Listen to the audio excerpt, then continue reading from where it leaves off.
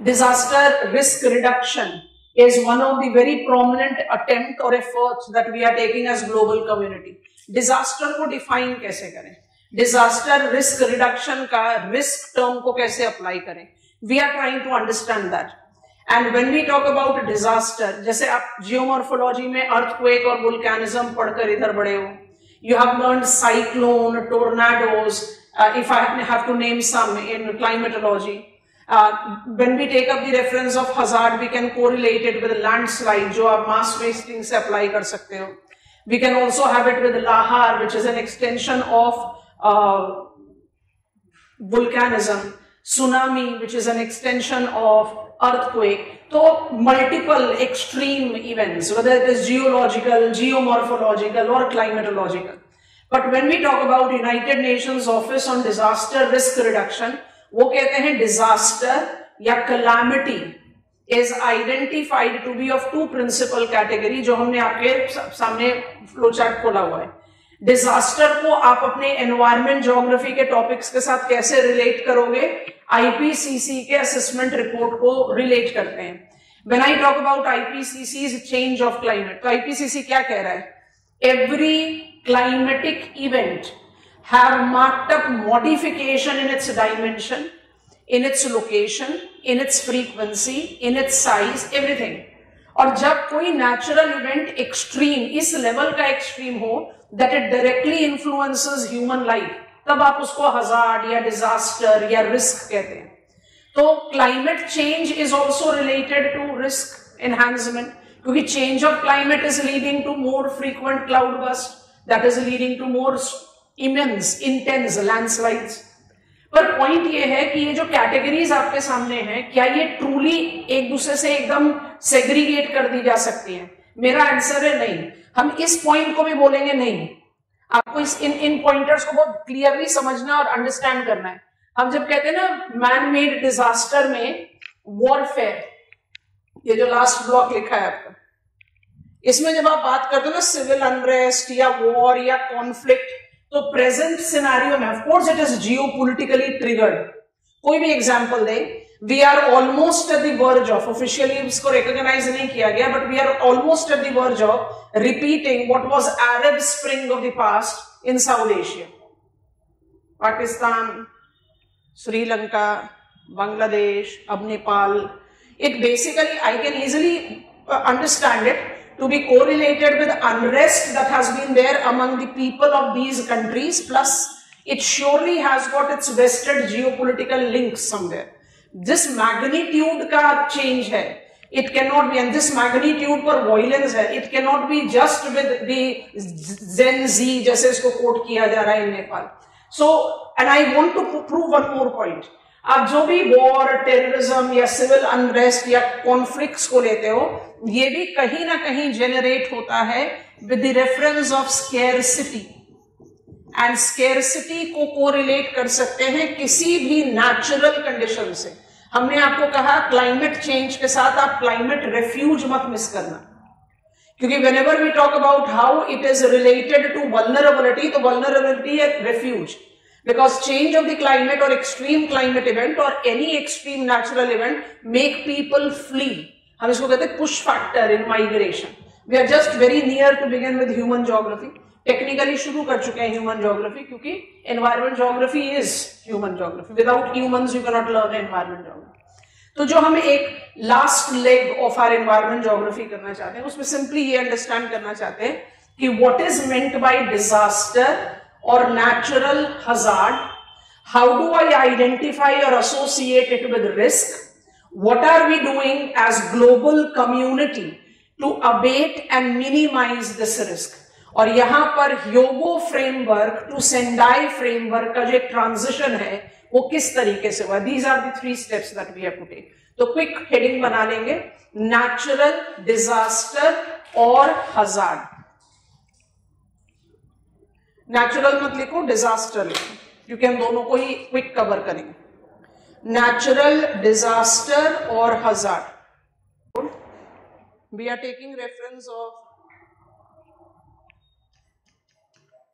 Hazard और disaster. hazard or disaster is identified to be the extreme event, any extreme event which can be natural, आपने पूरी list लिख ली है, which can be human induced. Actually they largely have blurred the line today. It becomes very difficult for us to segregate them.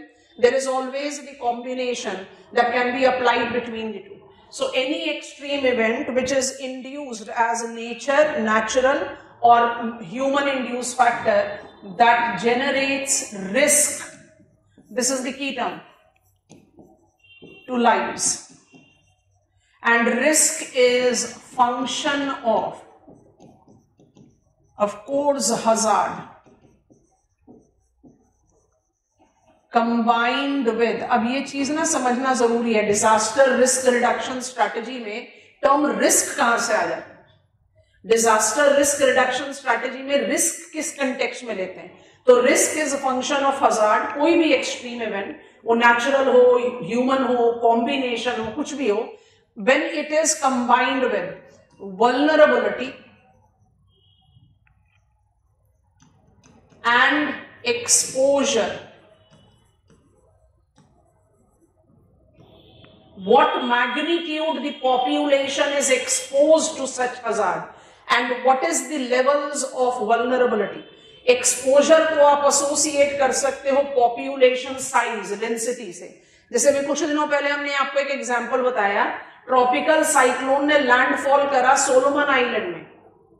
मान लीजिए कि वो hurricane है, it has made a landfall on Solomon Island versus hurricane has made landfall on Bangladesh. दोनों में जब आप exposure की बात करोगे तो Bangladesh is at more risk in spite of the fact कि ट्रॉपिकल साइक्लोन का जो मैग्नीट्यूड है एज अ नेचुरल प्रोसेस वो सेम है दोनों केस में. तो exposure is correlated to human population and vulnerability is function of resilience, capacity to revert back. Or that is the reason whenever I'm not saying, I'm certainly not saying, because if I say so, I'll be wrong.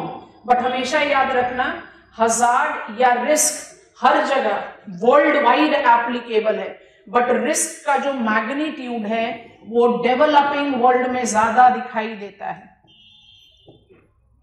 क्योंकि यहां पर population का size भी बड़ा है और resilience level भी लो है, तो वल्नरेबिलिटी लेवल्स बहुत हाई है. अगर आप कैलिफोर्निया की कंसिस्टेंट फॉरेस्ट फायर को इंडिया के उत्तराखंड में डाल दो, गॉड फॉरबिड, जो डिवास्टेशन होगा वो कैलिफोर्निया के सारे कैरेक्टरिस्टिक्स को सरपास कर जाएगा. कैलिफोर्निया में भी almost every insurance company have claimed bankruptcy, क्योंकि फॉरेस्ट फायर तो एक जिसको कहते हैं ना एक कंसिस्टेंट काइंड ऑफ फिनोमेना हो गया है कैलिफोर्निया में. So even they are finding it difficult, and why I'm emphasizing on they are finding it difficult? They are rich people, affluent people. They are having more resilience, the capacity to revert back to normal. तो risk को आप हमेशा associate करते हो with the reference of hazard for sure and vulnerability with exposure. और इसी को mitigate करने के लिए we have taken disaster risk reduction strategy. इसको आप एसोसिएट करते हैं डिजास्टर रिस्क साइकिल से. यहां तक समझ में आया है? एक जनरल जिसको कहते हैं ब्लूप्रिंट तैयार करना, वो कर रहे हैं, बहुत जरूरी है. अब इसको देखो, this is again from United Nations strategy to disaster risk reduction. इसको कहते हैं डिजास्टर रिस्क रिडक्शन साइकिल. अब रिस्क टर्म को आपको एक्सप्लेन कर दिया. How does it apply? You apply it. अब साइकिल है तो साइकिल को आप कहीं से भी शुरू कर सकते हो. But when I take up the reference of preparedness, what is preparedness? Generating the capacity to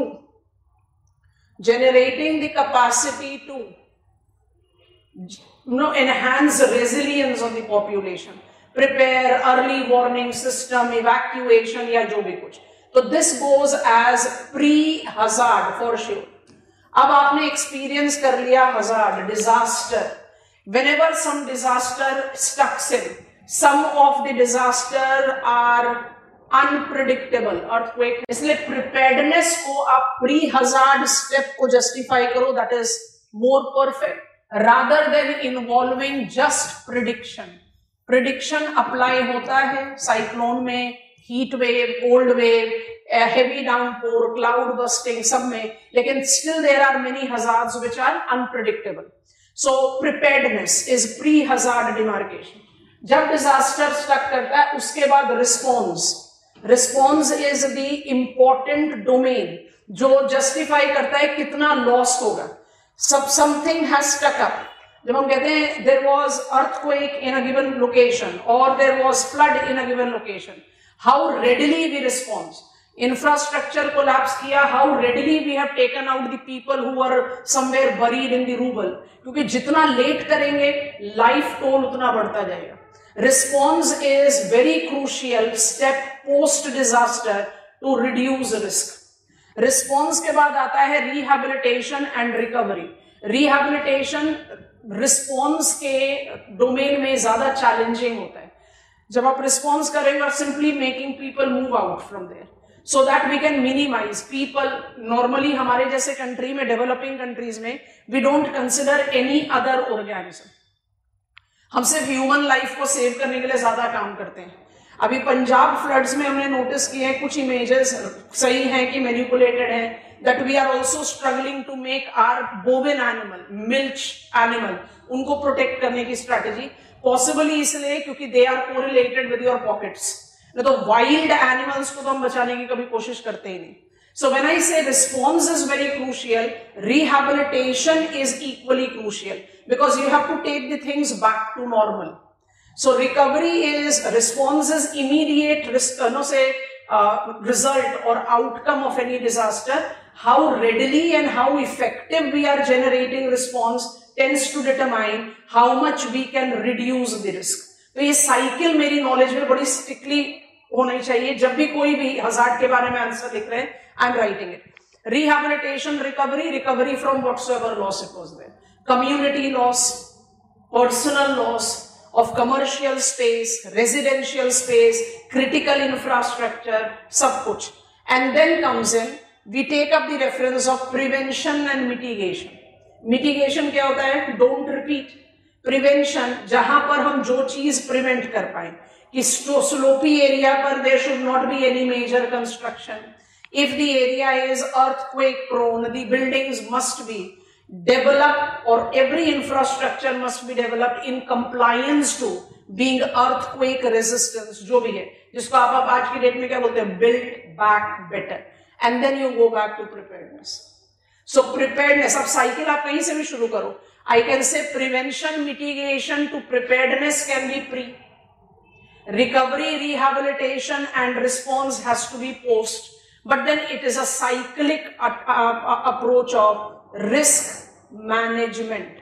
United Nations strategy to disaster risk reduction. फटाफट से सर्कल को कॉपी डाउन करो. रिस्क रिडक्शन के फैक्टर के डिमार्केशन देते हैं, फिर सेंडाई फ्रेमवर्क पर चले जाएंगे. साइकिल है, कहीं से भी शुरू की जा सकती है. Prevention, mitigation, preparedness. Prevention, mitigation can be post only. Response, rehabilitation, recovery is post. For disaster risk reduction, marked up its official beginning in 1999, that eventually paved way to Hyogo Framework 2005 to 2015, which is now replaced by Sendai Framework. Sendai Framework is 2015 to 2030. Strategy of disaster risk reduction. Hyogo Framework और Sendai Framework दोनों को ही voluntary framework कहा जाता है. That orients towards risk reduction. Disaster risk reduction. ठीक है, column बना लीजिए. कुछ पॉइंटर्स फटाफट से डिक्टेट कर रहे हैं, उसको लिख लेंगे. When I have to take a reference of, अब सिमिलैरिटी तो समझ में आ गई. Hyogo framework disaster risk reduction का एक बेंचमार्किंग हमने जनरेट किया 2005 से 10 साल के लिए, और 2015 से 15 साल के लिए हमने ले लिया है Sendai framework. What makes elementary difference between the two approaches? ठीक है, तो ह्योगो फ्रेमवर्क का क्विक पॉइंट 1 लिखेंगे. Definitely it's an older version, वो लिखने की जरूरत नहीं है। Comparison based question previous year पूछा जा चुका है, तो you should be aware of it. ठीक है, ह्योगो फ्रेमवर्क, ह्योगो फ्रेमवर्क को कहते हैं it's a proactive approach that largely correlated with ad hoc orientations. पहला पॉइंटर लिखो प्रोएक्टिव अप्रोच, दूसरा पॉइंटर लिखो एड हॉक ओरिएंटेशन, तीसरा पॉइंटर इसी के कंटिन्यूटी में हम ऐड कर सकते हैं, लिख लीजिए orients towards loss control, loss of life, loss of property, कोई भी loss, any loss that I can think about, no say focusing on loss, ये लॉस हो सकता है, इस लॉस को हमें रिड्यूस आउट। अब इसी के कंपैरिजन में आ जाओ, कॉलम 2 में सेंडाई फ्रेमवर्क के बारे में लिखें। इट कोरिलेट्स, इट डेफिनेटली दोनों को आप एसोसिएट कर रहे हो यूनाइटेड नेशंस ऑफिस से, तो जैसे कहते हैं ना कि something I have implemented, once I have implemented, I have learned ground reality, तो उसके बाद आप उस चीज को मोल्ड करते हो। तो Sendai framework gives me that moulding which is something that becomes more I'll say practical. So Sendai framework is more oriented towards holistic. एक तो ये proactive की जगह holistic है, ये people's centric है, it's not ad hoc, it is much more planned. ad hoc क्या हुआ, earthquake आ गया, अब क्या करें, cyclone हो गया, अब क्या करें, this is the loss that has incurred, अब क्या करें। मतलब आपका ज्यादा फोकस ह्योगो फ्रेमवर्क पर किस पर था, in the risk cycle, response, you are more talking about response, I hope you are understanding. Sendai framework में you are talking about preparedness, prevention, mitigation, माने एक होलिस्टिक प्लानिंग है। That is the reason Sendai framework is not ad hoc but plan. Third pointer भी आराम से लिख सकते हैं, it emphasizes on because it's wholesome, sustainable development, wholesome है ये। दोनों ही approaches United nation strategy to disaster risk reduction पर हैं, दोनों ही मल्टी स्टेक होल्डर फ्रेमवर्क रहे हैं, लेकिन आपको इनके बीच का डिफरेंस पता होना चाहिए। And this difference is basically associated with the fact that Sendai framework has been built over, Sendai framework has been built over Hyogo framework's experience. ठीक हो गया। अब हमें Sendai framework which is existing के बारे में डिमार्केशन लेना है। तो डिजास्टर रिस्क रिडक्शन के लिए Sendai framework क्या अप्रोच लेता है, पहले तो हम आपको ये इमेज दिखा देते हैं, आराम से समझ में आता है, इसको थोड़ी देर देखना। What are the targets of Sendai framework that we are trying to achieve by 2030? दोबारा से बोलने की जरूरत नहीं है, वॉलंटरी है। ठीक है, इसको थोड़ा सा जूम अप करें, सब्सटैंशियल रिडक्शन टारगेट किया है और सब्सटैंशियल इंक्रीज टारगेट किया है। 7 टारगेट्स हैं हमारे। अब इसको याद रखने का बहुत आसान तरीका है, 7 targets where in 4 we are taking up to be substantially decrease. अब क्या क्या चीजों को रिड्यूस करेंगे 2030 तक? रिड्यूस ग्लोबल डिजास्टर मोर्टालिटी, इनको हम हिडन नहीं रखेंगे, सबको एकदम अलग अलग काउंट करना है। Number 2, reduce number of affected people. आप बोलोगे मोर्टालिटी भी तो पीपल अफेक्टेड है, but every people affected may not be subjected to death, displacement भी तो होता है। तो reduction number 1 of mortality due to disaster, जितना कम कर सके उतना लॉस ऑफ लाइफ कम करें। Number 2, number of affected people should be reduced. Hazard होंगे बट जितने लोगों को हम कम डिस्प्लेस करें या उन पर एडवर्स इफेक्ट हो उसको हम कम कर पाए। Number 3, reduce direct impact on economy, जितना हो सके इकोनॉमिक लॉस को कंटेन करें। इंफ्रास्ट्रक्चर लॉस, क्रिटिकल इंफ्रास्ट्रक्चर इसको करें। अब वो जो लॉस जो टोटल है उसी का एनहांसमेंट इधर है, बहुत इंपॉर्टेंट है, क्योंकि मान लीजिए किसी हजार्ड में ओवरऑल इकोनॉमी पर क्या असर पड़ा, लॉन्ग टर्म शॉर्ट टर्म में आपको उसका हीट फील होगा, लेकिन जब भी इस तरह के हजार्ड होते हैं तो सबसे पहला नुकसान किस पर होता है? रोडवेज, रेलवेज, टेलीकम्युनिकेशन, हॉस्पिटल की बिल्डिंग ही गिर गई, कनेक्टिविटी ही टूट गया। तो जो हमारा एक रिस्पॉन्स जो स्विफ्ट हो सकता था, जहां पर हम मेडिकल असिस्टेंस देकर लाइव्स बचा सकते थे, वो और मुश्किल होगा, इवैक्यूएशन और मुश्किल होगा। इसलिए 4th इज इक्वली इंपॉर्टेंट, वो थोड़ा सा एनलार्ज वर्जन ऑफ इकोनॉमी है। Reduce disaster damage to critical infrastructure and disruption of basic services. क्योंकि सप्लाई फैक्टर खत्म हो जाएगा ना, पानी का सप्लाई, मेडिसिन का सप्लाई, फूड का supply, anything that is there, I think it comes spontaneous. What are the 7 targets of Sendai framework? 4, substantially reduce by 2030 mortality, people affected, loss to GDP and critical infrastructure का loss. I think it becomes easier. और 3 है substantially increase. अब आप substantially increase में किस चीज को focus कर रहे हो, देखो जरा. What are we focusing in substantially increasing? Increase the number of countries with the national and local disaster risk reduction strategy. United Nations office से disaster risk reduction strategy Arunachal Pradesh के विलेज पर काम नहीं करेगी. उसके compatibility में there should be disaster risk reduction at Indian national level, then Arunachal state level, फिर it should be applied to urban local bodies और पंचायती राज setup. You have to take it as multi-tier.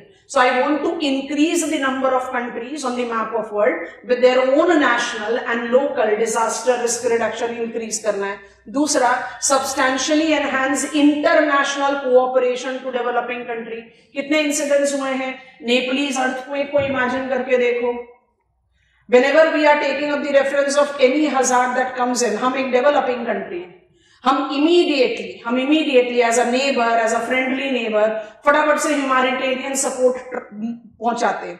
तो it is increasing international cooperation, और ये थोड़ा सा open ended है, substantially enhancing international cooperation at every level of risk reduction management cycle. Response के लिए हो सकता है, प्रिवेंशन मिटिगेशन के लिए हो सकता है, प्रिपेयर्डनेस के लिए हो सकता है, किसी चीज के लिए भी हो सकता है. So it is making international cooperation enhance. And finally, increase availability and accessibility to multi hazard early warning system. क्योंकि अर्ली वार्निंग सिस्टम जब अवेलेबिलिटी एंड एक्सेसिबिलिटी, अवेलेबिलिटी होना, एक्सेसिबिलिटी हमेशा होना. अब जब भी किसी सिक्योरिटी की बात करते हो ना, फूड सिक्योरिटी, एनर्जी सिक्योरिटी, उसमें आप हमेशा किन किन चीजों की बात करते हो? Availability, accessibility, stability. कोई भी चीज अवेलेबल है, अभी है. आज मैंने as a daily wage earner बहुत अच्छा कमा लिया, तो आज मेरे प्लेट में बड़ा अच्छा खाना है, तो आज अवेलेबिलिटी है. कल क्या होगा? एक्सेसिबिलिटी और स्टेबिलिटी. एक्सेसिबिलिटी के लिए फूड प्राइस कंट्रोल में रहना चाहिए, स्टेबिलिटी के लिए मेरी इनकम कंट्रोल में रहनी चाहिए. So there should be availability and accessibility of multi early warning system in hooks and corners of the world. खुद से रिकॉल करने की कोशिश करो, बड़े आराम से समझ में आता है. What are the 7 strategies that Sendai framework is working towards? 4 to substantially decrease and 3 to substantially increase. I think this is comfortable. I'll quickly attempt it. या यही से कॉपी डाउन कर लो. Substantially increase से शुरू कर लो. सब हेडिंग बनाओ. Sendai frameworks 7 target. Sendai framework 7 target. 7 target के 2 कॉलम बना लो. कॉलम 1 है to substantially increase. अब इसमें लिखो 1, 2, 3. Number of countries with the national and local disaster risk reduction strategy, international cooperation, and availability, accessibility, multi-hazard early warning system. And now get on to column of substantially reduce. क्योंकि आपने heading में ही reduce लिख लिया, तो आप reduce को बार बार avoid कर सकते हैं. एग्जामिनेशन में भी अपना समय बहुत अच्छे से बचा सकते हैं. तो रिड्यूस डिजास्टर मोर्टालिटी. नेक्स्ट है number of affected people. Next है direct economic loss. And final है damage to critical infrastructure and basic services. Combining है, वॉलंटरी.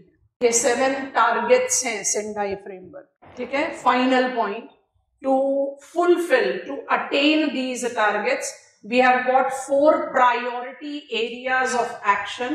Last subheading बनाओ, priority areas of action. Is this done? आपने इसको दिमाग पर stick किया कि नहीं? Sendai framework is identified to be present multi-stakeholder disaster risk reduction approach that is followed globally.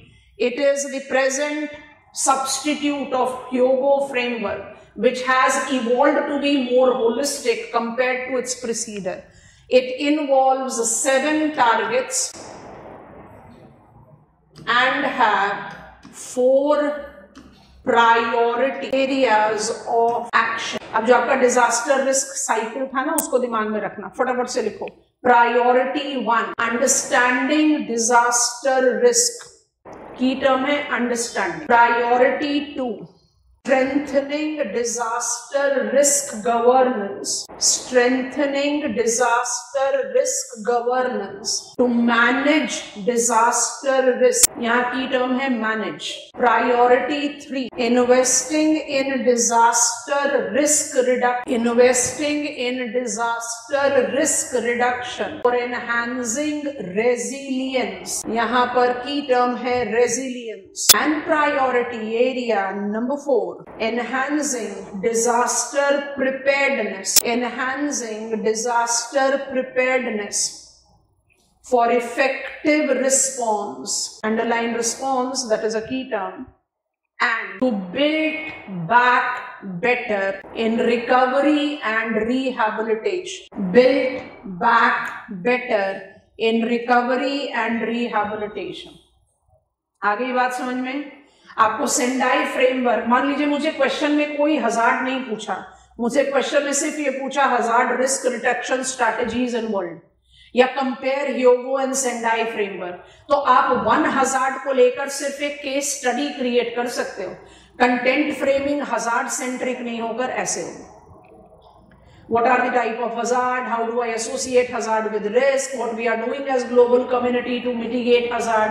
So it is Sendai framework. Sendai framework is voluntary framework for 15 years. 2030 तक हमने क्या टारगेट किया हुआ है?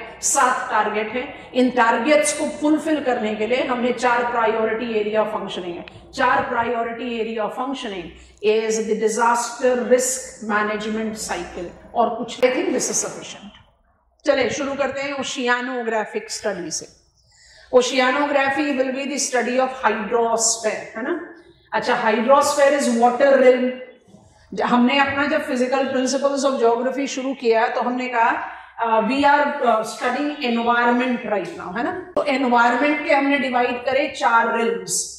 Environment as lithosphere, lithos geomorphology गया। Environment as atmosphere, climatology गया। Environment as biosphere, bio and environment geography हो गया। एनवायरमेंट एज हाइड्रोस्फेयर, बिल्कुल सही है।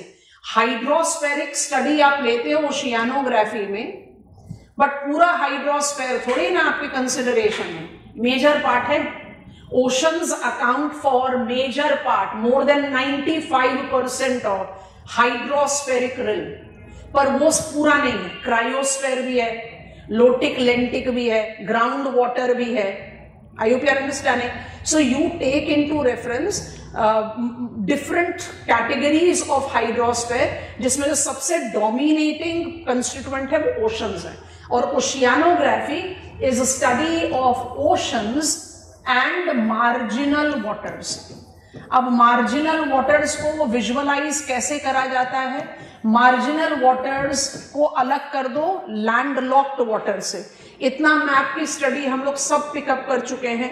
हम सब लोगों को पता है कि when I take reference of Caspian sea, एक सैंपल एग्जांपल, कैस्पियन सी आएगा हमारे स्टडी में, United Nations convention on laws of seas. बड़ा इंटरेस्टिंग केस है कैस्पियन सी। कैस्पियन सी के अगर आप गूगल सर्च करें तो आप क्या कहेंगे? Caspian sea is world's largest salt water lake, और उसके नाम के साथ अटैच्ड है सी। सी को जब हम विजुअलाइज करते हैं तो हम आइडियली क्या करते हैं, भाई ओशन जो होगा सबसे बड़ा मास ऑफ वाटर होगा, सी उससे छोटा होना चाहिए, और बे, गल्फ, बाइट एक्सेट्रा एक्सेट्रा वो और छोटे छोटे होते जाने चाहिए। ऐसा नहीं है। डेड सी सी है, मैप ऑफ वर्ल्ड में दिखता नहीं। बे ऑफ बंगाल बे है, मैप ऑफ वर्ल्ड में छुपता नहीं। इसका मतलब बे, सी, गल्फ, ये सब एक तौर के नाम के साथ जुड़े हुए एडजेक्टिव्स हैं जिनका कोई स्पेसिफिक साइज फैक्टर नहीं। लैब में बैठकर कहो oceans are the biggest water body, practicality में भी सही है। Sea is comparatively smaller mass of water, practicality में सही नहीं है। जिसके साथ जो टर्म अटैच हुआ that is how we continue to utilize it. So हम अरल सी को सी बोलते हैं, डेड सी को सी बोलते हैं, साल्टोन सी को सी बोलते हैं। मैप ऑफ वर्ल्ड में दिखाई नहीं देते ये। और कई वाटर बॉडीज जो बहुत बड़े हैं उनको अभी भी हम गल्फ या बे या एक्सेट्रा कहते हैं। तो साइज फैक्टर में सिर्फ एक बार oceans are the largest water body. Marginal water body भी ओशियानोग्राफिक स्टडी में आता है। तो मार्जिनल क्या होगा? मैप ऑफ वर्ल्ड को इमेजिन कीजिए, 3 बड़े ओशंस को विजुअलाइज कर लेते हैं। ओशन मतलब we are concern with Pacific, Atlantic, Indian as per our syllabus, but will not remain ignorant of southern and Arctic ocean. वो भी थोड़ा सा हमारे रेडार पर आ जाएगा, बट हमारा सिलेबस हमें फोकस करता है 3 मेजर ओशंस पर। अब आप पैसिफिक ओशन को इमेजिन करके एंटर करना शुरू करो गल्फ ऑफ कैलिफोर्निया में या साउथ चाइना सी में। अटलांटिक ओशन को इमेजिन करके एंटर करना शुरू करो गल्फ ऑफ मेक्सिको में या मेडिटेरेनियन सी में। इंडियन ओशन को इमेजिन करके एंटर करो अरेबियन सी या बे ऑफ बंगाल में। ये सब मार्जिनल वाटर बॉडीज है। What are marginal water bodies? Those water bodies which are connected to ocean but are binded by land. अगर आप लैंड से चारों तरफ से बाइंड हो जाओगे तो आप मार्जिनल नहीं रहोगे, आप इनलैंड वाटर हो जाओगे। So which type of water Caspian Sea is? Caspian Sea is inland water. And which type of water marginal water bodies are? They are the water bodies which are part of oceans but are demarcated by. Oceanography is study of oceans and marginal water bodies. कहीं कहीं पर हमें inland water जैसे Caspian Sea का reference लेना पड़ेगा, तो we'll be taking it. So create करते हैं स्टडी प्लान। ओशियानोग्राफी के स्टडी प्लान में हमारा स्टेप नंबर 1 जो होगा वो होगा physical properties of ocean water. इससे आपका बहुत क्लियर बेस तैयार हो जाता है और बहुत सारी चीजें जो हम रैंडमली अप्लाई करते हुए आए अपनी स्टडी ऑफ क्लाइमेटोलॉजी में, वो धीरे धीरे क्लैरिटी पर आना शुरू हो जाती है। Physical properties of ocean water में we study 2 things, ocean water salinity and ocean water temperature.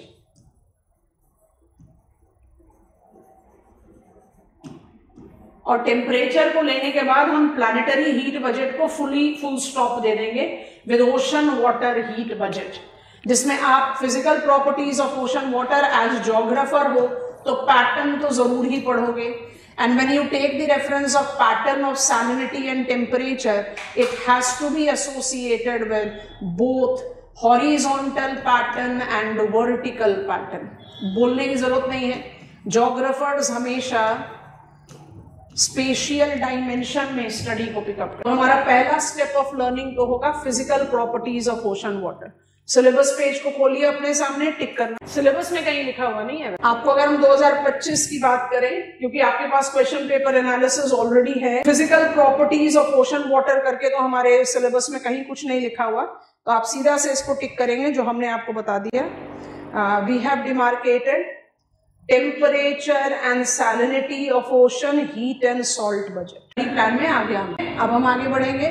What is the next that we take into reference? So for the next we are getting on back to our board. Step number 2 create करते हैं। 2025 में इसी पर question पूछ लिया। It is ocean water movements. Ocean water movements. Ocean water movements 3 होती हैं।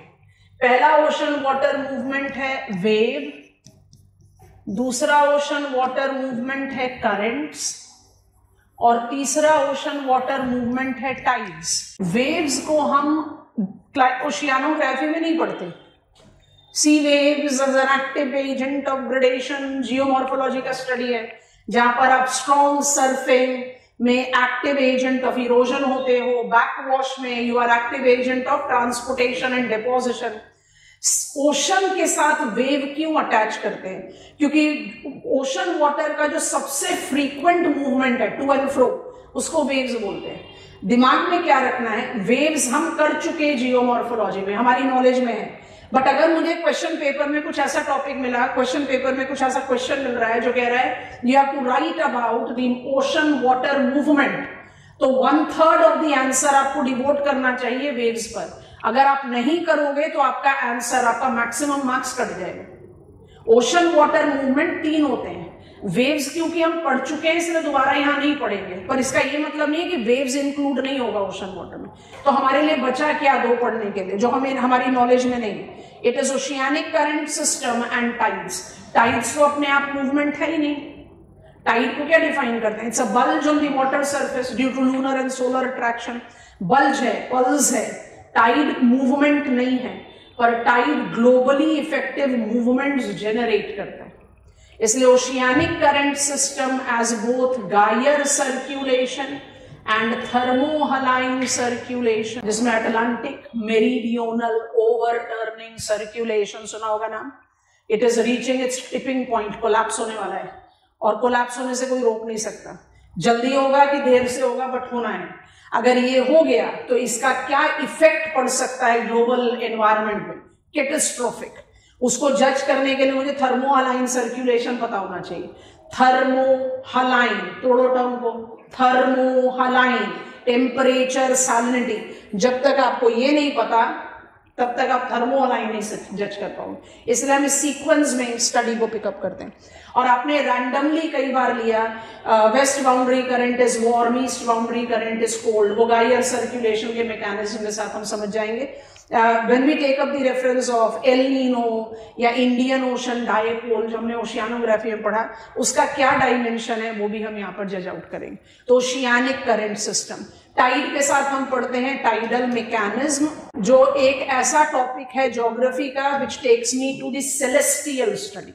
माने आप lunar eclipse, solar eclipse, you'll take up the reference of perigee, apogee, you'll take reference of syzygy, quadrature, माने sun, moon and earth, ऐसे करके equation पढ़ते हो।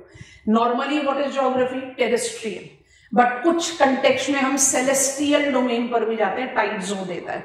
तो we take tidal mechanism and then we do learn tides generated movements. और tide generated movements में you have amphidromic systems,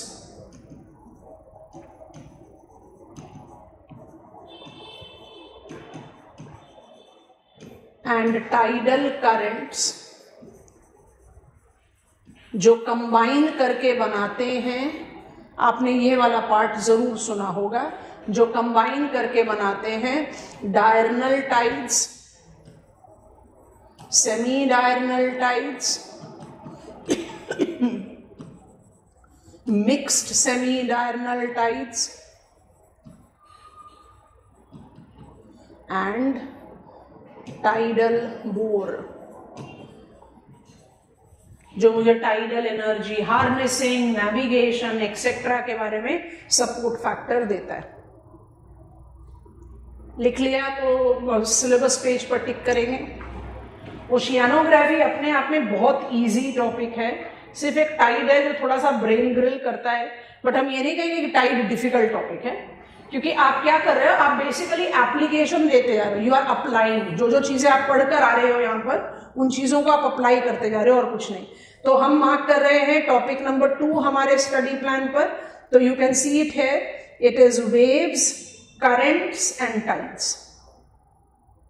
simple. हमने इनको कैसे ऑर्गेनाइज कर दिया?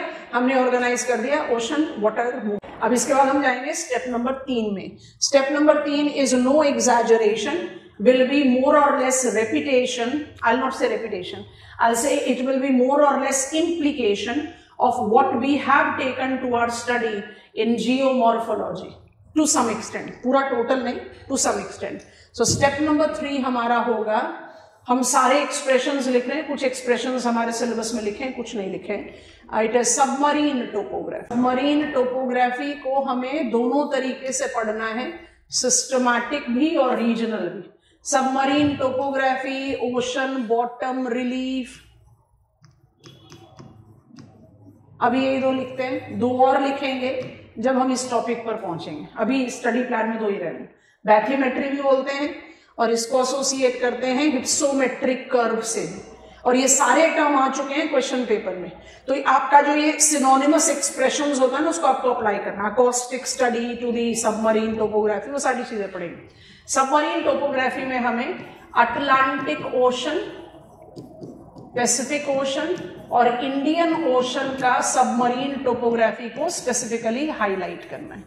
मतलब ये एक ऐसा टॉपिक है जिसको स्टडी कर लेने के बाद chorochromatic map, colour scheme map of the world, जैसे आप बहुत फेमिलियर हैं कि नॉर्थ अमेरिका में वेस्ट जाते हुए ब्राउन कलर क्यों आ जा रहा है, ईस्ट जाते हुए येलो कलर क्यों आ जा रहा है, बीच में ग्रीन कलर क्यों आ जा रहा है, तो वैसे ही आपको क्लैरिटी के साथ पता चलेगा कि अटलांटिक ओशन में शोरलाइन से डिस्टेंस बढ़ते हुए कलर ऑफ ब्लू डीप क्यों होता जाता है और मिड में आते ही वो शैलो क्यों हो जाता है।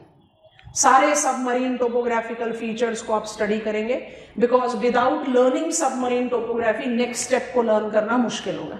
बिफोर वी टिकट ये टेक्टोनिक फोर्सेस, क्योंकि बेस लेवल के नीचे हो तो यहाँ पर ज्यादा इफेक्ट किस किस फोर्स का होगा, सारे सबमरीन टोपोग्राफी जो है वो या तो एंडोजेनेटिक फोर्सेस से बने हुए हैं या डेपोजिशन से बने हुए हैं। तो you have to take somewhere implication of landform forming processes.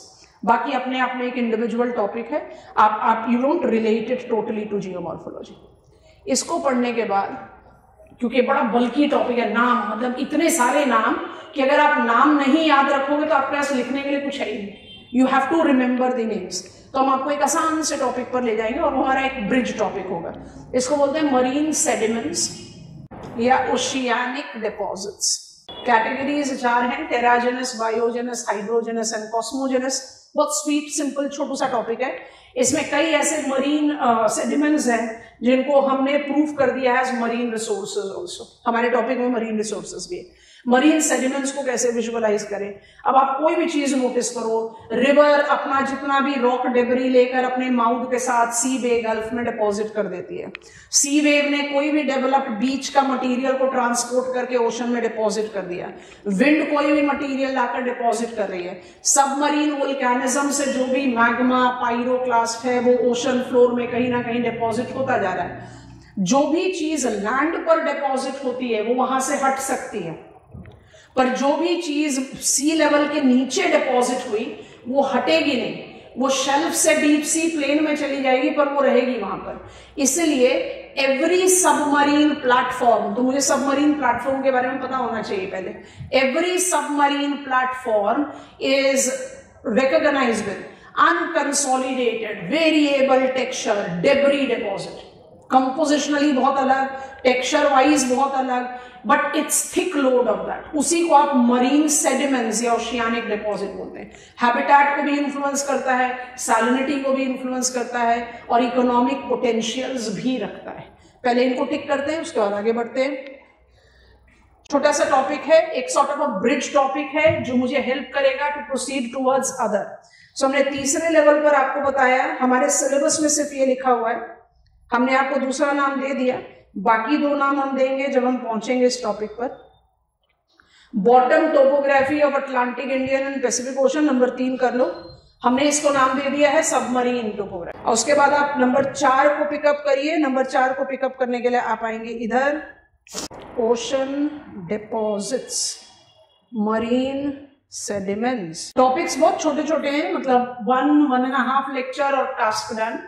तो ये ज्यादा लंबे लंबे टॉपिक्स नहीं है, ना ज्यादा मुश्किल टॉपिक्स हैं, खाली थोड़ा सा डिफिकल्टी आता है गाइयर सर्कुलेशन के मैकेनिज्म को समझने के लिए और टाइम्स। अदरवाइज ओशियानोग्राफी बहुत आसान है, इजी गोइंग है। अच्छा, अब इसके बाद हम पिकअप करते हैं अपना स्टेप नंबर 5, इधर ही लिख देते हैं। आपने एनवायरमेंट ज्योग्राफी और एनवायरमेंट ज्योग्राफी के सारे कंसर्न्स हैंडल किए, लेकिन एक नहीं किया क्योंकि हमें उसके बारे में कुछ पता ही नहीं था, तो हम उसको हैंडल ही नहीं कर पाते। और अदरवाइज लिखा भी हुआ है ये ओशियानोग्राफी के सिलेबस में, सो इट मेक सेंस। तो एज टिपिकल फिजिकल ज्योग्राफर हम क्या पढ़ेंगे? Coral reefs. What are coral reefs? What are reef construct? What are the theories of coral reef? Fringing, barrier, atoll, सब चीजें पढ़ेंगे। Patch reef, you know, we take all the reef types। और इसी के साथ एसोसिएट कर लेंगे, ये टॉपिक हो गया एनवायरमेंट ज्योग्राफी का। बट क्योंकि जब तक ये नहीं पता कि कोरल्स क्या है, आप कोरल ब्लीचिंग को जज नहीं कर पाओगे। Coral bleaching is one of the most devastating environmental challenge world is experiencing. तो bleaching of coral physical geography का पार्ट नहीं है, वो ह्यूमन इंटरफेरेंस है। But once I am aware of what is coral, क्योंकि कोरल्स को सिर्फ coral polyps के साथ नहीं एसोसिएट करते।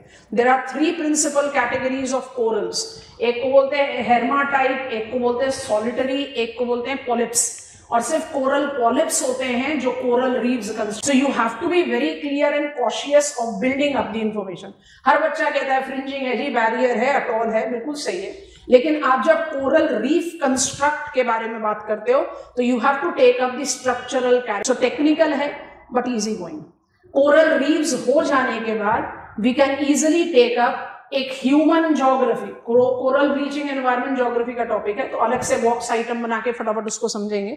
और उसके बाद हम पिकअप करेंगे स्टेप नंबर 5, 6। स्टेप नंबर 6, अब यहां पर सबसे पहले पढ़ना जरूरी है United Nations convention on laws of seas. ठीक है, लॉज ऑफ सीज, इसको मरीटाइम जोन्स भी बोलते। जैसे ही आप लॉज ऑफ सीज या मरीटाइम जोन्स पढ़ लोगे, जो एक पॉलिटिकल ज्योग्राफी का पार्ट है, आपके लिए बहुत आसान हो जाएगा। इसी के साथ रिलेट करेंगे बट टॉपिक तो अलग ही है। मरीन रिसोर्सेज, क्योंकि मरीन रिसोर्सेज को अब सारे कैटेगरीज लिखे हुए हैं हमारे पास, कुछ कुछ पॉइंटर्स मेंशन है सिलेबस में। अगर हम बोल्डली क्लासिफाई करें मरीन रिसोर्सेज को तो we can classify them as biotic resources and abiotic resources. हम कैटेगराइजेशन थोड़ा दूसरा देंगे जब हम पढ़ाना शुरू करेंगे। बायोटिक रिसोर्सेज में आप फिशेस को, प्लैंक्टन्स को, सीवीड्स को, पर्ल को, सील को, सबको ऐड ऑन करते हो। और एबायोटिक में you take into reference energy resources भी, मिनरल रिसोर्सेज भी। टाइडल एनर्जी भी तो ओशियानिक होगा। we take out, we extract a significant share of crude oil and natural gas from the water bodies, तो वो भी एनर्जी रिसोर्स होगा। Geothermal energy sources हो सकते हैं। मिनरल रिसोर्सेज में डिसॉल्व्ड मिनरल, जो आप सैलिनिटी में पढ़ेंगे, deposited mineral. When you take up the reference of deposited mineral, it can be associated with shallow benthic to deep benthic. Deep benthic में हम सब आज की डेट में बड़ी पॉपुलरली जो आइडेंटिफाई करते हैं, manganese nodules, cobalt crust, massive sulphates, ये सब के सब हमारे मरीन रिसोर्सेज कैटेगरी में। जैसे ही आप मरीन रिसोर्सेज कैटेगरीज को जस्टिफाई कर लेते हो, आप इसके साथ 2 टेल एंडर्स अप्लाई करो। हम इनको अलग अलग ही काउंट करेंगे, अलग अलग ही बताएंगे। नंबर 8 हो जाएगा मरीन पोल्यूशन। हम लगातार एनवायरमेंट ज्योग्राफी में बात कर रहे थे कि मरीन पोल्यूशन की कैटेगरी को एक स्विफ्ट कंसोलिडेशन दे देंगे ओशियानोग्राफी में। We know human impact on hydrosphere, but it is going to give me a more consolidated version and what we are doing the measures to abate. क्योंकि आप जब marine resources के बारे में बात करोगे तो पोल्यूशन चैलेंजेस मल्टीप्लाई होते हैं। उसी के रेफरेंस में आप मरीन पोल्यूशन को अप्लाई कर दो। And finally I close down. 10 minute का टॉपिक है, आपकी मदद से एक छोटा सा फ्लो चार्ट बनाना होगा हमें, छोड़ बिल्कुल भी नहीं सकते। सी लेवल चेंजेस सिलेबस में लिखा हुआ, जैसे क्लाइमेट चेंज था ना टॉपिक, एग्जामिनर ने कहा भाई क्लाइमेट चेंज पर लिखो, तो हमने आपको समझाया कि भाई क्लाइमेट चेंज आज की डेट में दिमाग में ऐसा चिपका हुआ है कि क्लाइमेट चेंज मतलब ह्यूमन नहीं। क्वेश्चन तो पूछ ही नहीं रहा है ह्यूमन, वो तो कह रहा है कॉजेज ऑफ क्लाइमेट चेंज, तो नेचुरल भी है और ह्यूमन भी है। सी लेवल चेंज का एक डायमेंशन तो हम सबके दिमाग में पक्का है। Why sea level changes? Because of human induced activity, 90% of heat added to climate system is absorbed by water. तो sea surface temperature increase हो रहा है, तो क्या हो रहा है? थर्मल एक्सपेंशन हो रहा है, तो वाटर लेवल तो राइज करेगा ही। तो क्या सी लेवल चेंजेस को सिर्फ ह्यूमन एक्टिविटी से एसोसिएट करेंगे? नहीं, नेचुरल फोर्सेस भी तो हैं।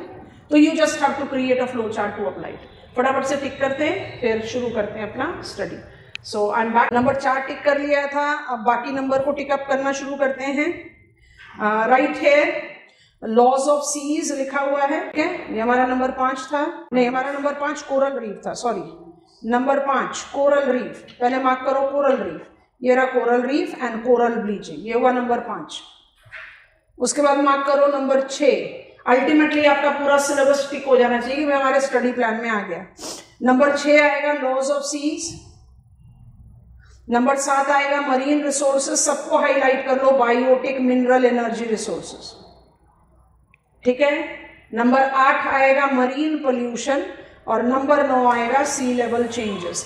All the syllabus pointers are completely ticked, ठीक है। सिर्फ 2 चैप्टर्स टुवर्ड्स एंड, और मेरे ख्याल से ये आप सबको एक बार जरूर देख लेना चाहिए यूनिट 5। बाकी जो हम आपको बढ़ा रहे हैं, जो हम आपको लिखा रहे हैं, उससे ज्यादा आगे आपको जाने की जरूरत ही नहीं पड़ेगी, आप सारे क्वेश्चन सॉल्व कर पाओगे जो एग्जामिनेशन में पूछे गए। और प्रीवियस ईयर क्वेश्चंस को सॉल्व कर लिया तो कॉन्फिडेंस बढ़ी जाना चाहिए। प्रीवियस ईयर क्वेश्चंस को अगर आप सॉल्व करने की कैपेसिटी में हो तो it gives you a very clear glimpse, मुझे समझ में आ गया ये टॉपिक क्या है ये टॉपिक। ठीक है, अभी तो हम क्वेश्चंस को जज नहीं कर पाएंगे, तो क्वेश्चंस को हम बाद में नोटिस करते हैं। शुरू करते हैं अपना पहला टॉपिक से। So what is our beginning step of temperature. हमारे लिए थोड़ा आसान है। क्यों आसान है? Because we have climate in our background, हम क्लाइमेट पढ़कर यहाँ पहुंचे। तो एक जनरल असेसमेंट में भी अगर आपसे बात करें तो I think all of us will easily agree कि ओशन वाटर टेम्परेचर भी तो डिक्रीज होगा with increase in sign of latitude, और सैलिनिटी पढ़ लेने के बाद टेम्परेचर और आसान हो जाएगा। तो we want to first pick up salinity into consideration. Physical properties of ocean water correlate with its temperature, that is amount of heat present in the sample ocean water, and salinity, that is amount of dissolved salts। तो definition wise दोनों लिख देते हैं, फिर temperature को hiding में भेज देंगे। What is ocean water salinity? It is amount of dissolved salt। And what is temperature? It is amount of heat। अब आप टेम्परेचर को साइड में छोड़ दो। When I talk about salinity, salts, we have some 47 different sea salts।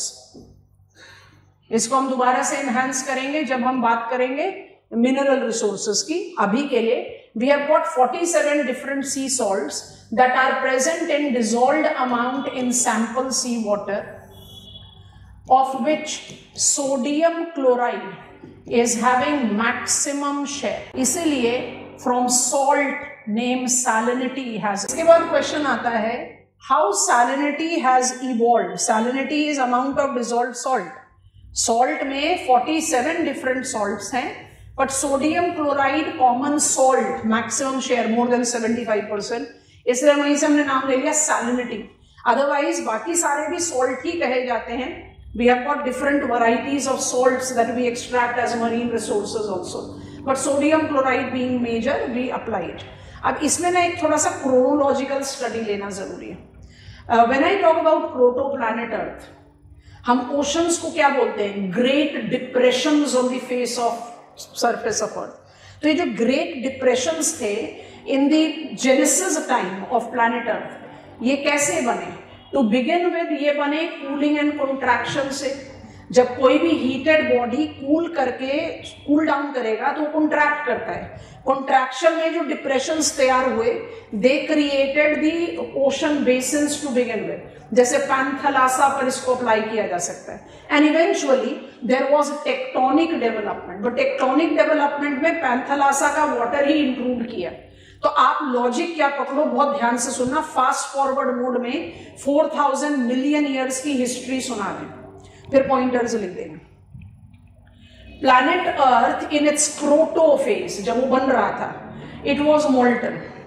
Molten proto planet जब cool और solidify होना शुरू हुआ, it created that great depressions. वो डिप्रेशंस किस तरह से बने? कूलिंग एंड कॉन्ट्रैक्शन से। तो in the proto planet earth ये डिप्रेशंस पानी से भरे हुए नहीं थे। जब मोल्टन सरफेस कूल डाउन करके सॉलिडिफाई हो रहा है तो पानी कहां से आएगा? कूलिंग प्रोसेस में there was a consistent activity that was going on, volcanism, जो डीगैसिंग हो रहा है, ट्रैप्ड गैसेस एमिट आउट हो रहे हैं। तो आप अपनी नॉलेज अप्लाई करो। वुल्केनिज्म में कौन सा ट्रैप्ड गैस है जो सबसे ज्यादा एमिट होता है? Water vapour. तो ये मैंने ग्रेट डिप्रेशन जनरेट किया with cooling and contraction. Process of cooling resulted into huge amount of trapped gases in the crust and interiors of the earth emitted that created proto-atmosphere। proto-atmosphere जो proto planet का हिस्सा था, उसमें सबसे major constituent क्या क्या थे? Carbon dioxide, water vapour, hydrogen, helium, methane, जिन सबको आपने पढ़ाया अभी कुछ दिनों पहले ही, ट्रेस कॉन्स्टिट्यूएंट हैं। तो प्रोटो प्लैनेट अर्थ पर कोई पानी नहीं, और प्रोटो एटमॉस्फेयर में one of the major constituent was water vapour apart from other. What was the source of this water vapor? Degassing. Source हमेशा water vapor का surface of the earth ही है या interiors of the earth है. तो मेरे proto planet में कोई water नहीं और प्रोटो एटमॉस्फेयर में water vapour in immense amount. अब ये immense amount of water vapour eventually condense हुआ. It started giving you precipitation. Surface अभी भी हीटेड है. क्लाइमेटोलॉजी का की टर्म ध्यान से रिकॉल करो. My precipitated water failed to reach ground and got re-evaporated. Term fit in करो. Virga, शाबाश, Virga. It was supposed to reach ground, but क्योंकि ground अभी भी heated है और falling force से adiabatic warming भी हो रही है, so it was re-evaporated. Re-evaporation ने cooling process को और accelerate किया, क्योंकि evaporation is the process where you are utilizing heat. तो जब ये प्रोसेस कुछ समय तक चलता रहा, उसके बाद precipitation started falling on ground. और इतना प्रोलॉन्ग्ड प्रेसिपिटेशन है कि आप इमेजिन करो कि एटमॉस्फेयर में वाटर वेपर जो मेजर कॉन्स्टिट्यूएंट था वो ट्रेस हो गया और planet earth attained the designation of blue. तो depressions filled up with rain water created ocean. फिर ओशन में लाइफ इवॉल्व हुआ. सबसे पहला लाइफ एवोल्यूशन क्या है? एक्वाटिक है, ओशियानिक है. ओशियानिक में जो लाइफ फॉर्म हुआ वहां पर photosynthesis, carbon sink, free oxygen. तो उन those processes, hydrogen helium being lighter, आपने पढ़ा है हेट्रोस्फेयर में helium and hydrogen layer, they escaped out. तो वो सारा मॉडिफिकेशन करके हमने अपना प्रेजेंट एटमॉस्फेयर बनाया. बट क्वेश्चन अब क्या क्रिएट होता है? टेम्परेचर को भी साइड में रखा हुआ है, salinity. But ocean water is identified to be, इसको बॉक्स कर देते हैं. Ocean water is identified to be accumulated rain water. Rain water तो फ्रेश वाटर सोर्स होता है. तो अगर मेरा ग्रेट डिप्रेशन में रेन वाटर एक्यूमुलेट होकर ओशन हुआ, तो to begin with ocean water saline नहीं हो सकता. इसका मतलब सैलिनिटी भी इवॉल्व हुई है in geological time. Accumulated fresh water generated salinity in effect of a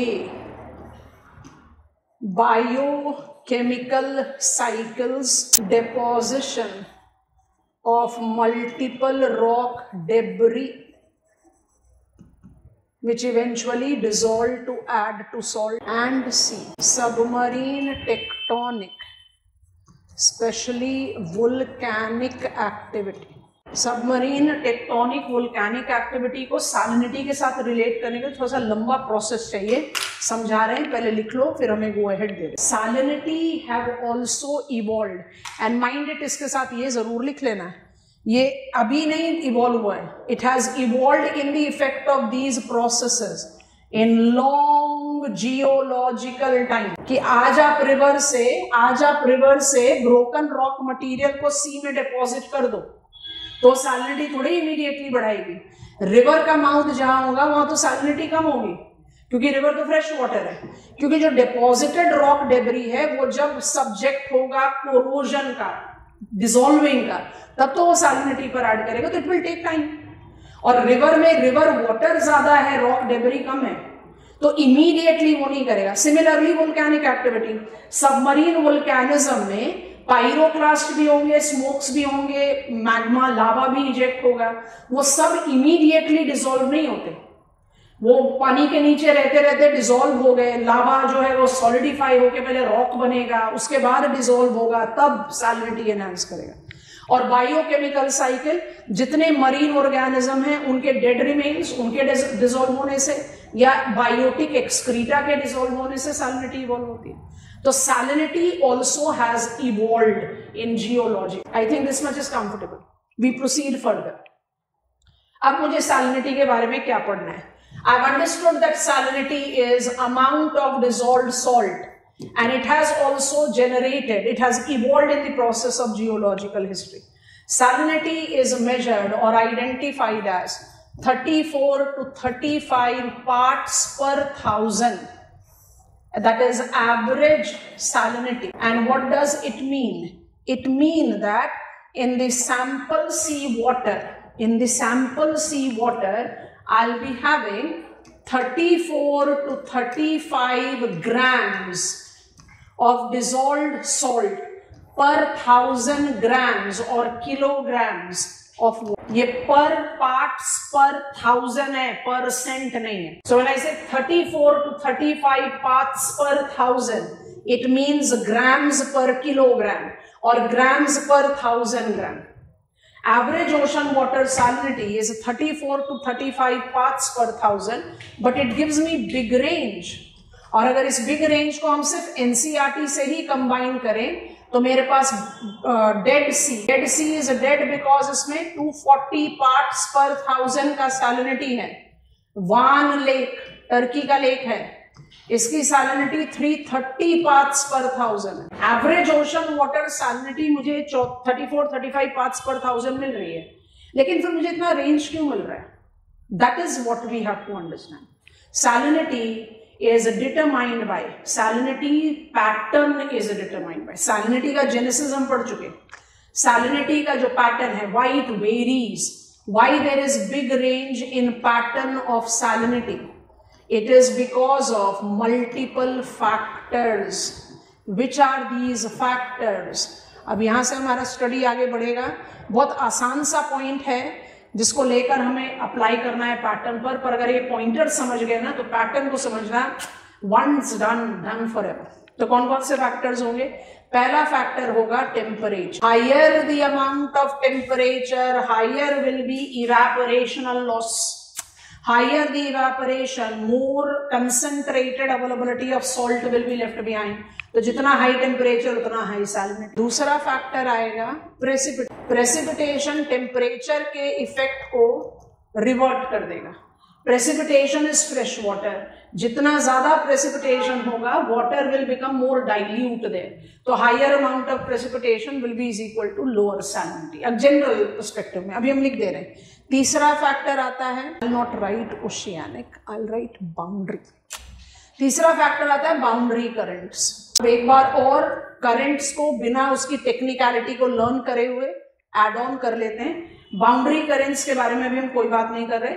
boundary current salinity को इन्फ्लुएंस करता है टेम्परेचर की वजह से. तो एक जो जनरल माइंडसेट है कि वेस्ट बाउंड्री करंट वार्म है, वार्म करंट इवेपोरेशनल लॉस एनहांस करेगा, तो उसको सैलिनिटी को बढ़ाना चाहिए. तो क्या हुआ, एक्चुअली बढ़ाता है कि नहीं, अभी थोड़ी देर में बताते हैं. चौथा फैक्टर है इनफ्लक्स ऑफ फ्रेश वाटर. तो अगर प्रेसिपिटेशन ऑलरेडी अलग से लिख लिया है तो इनफ्लक्स ऑफ फ्रेश वाटर को आप रीजनल लोकल लेवल पर अप्लाई कर रहे हो, जिसमें आप एसोसिएट कर सकते हो दोनों चीजों को. कौन कौन सी चीजों को? एक हो सकता है रिवर माउथ और दूसरा हो सकता है अब्लेडेड वाटर. जो मेल्ट आइस वाटर है वो भी तो फ्रेश वाटर ही होता है. जहां पर रिवर एंटर करेगी सी बे गल्फ में वहां सैलिनिटी हमेशा डाइल्यूटेड होगा. और जहां पर seasonally has to come in summers, जहां सीजनली अब्लेडेड वाटर आएगा वहां भी सैलिनिटी कम होगा.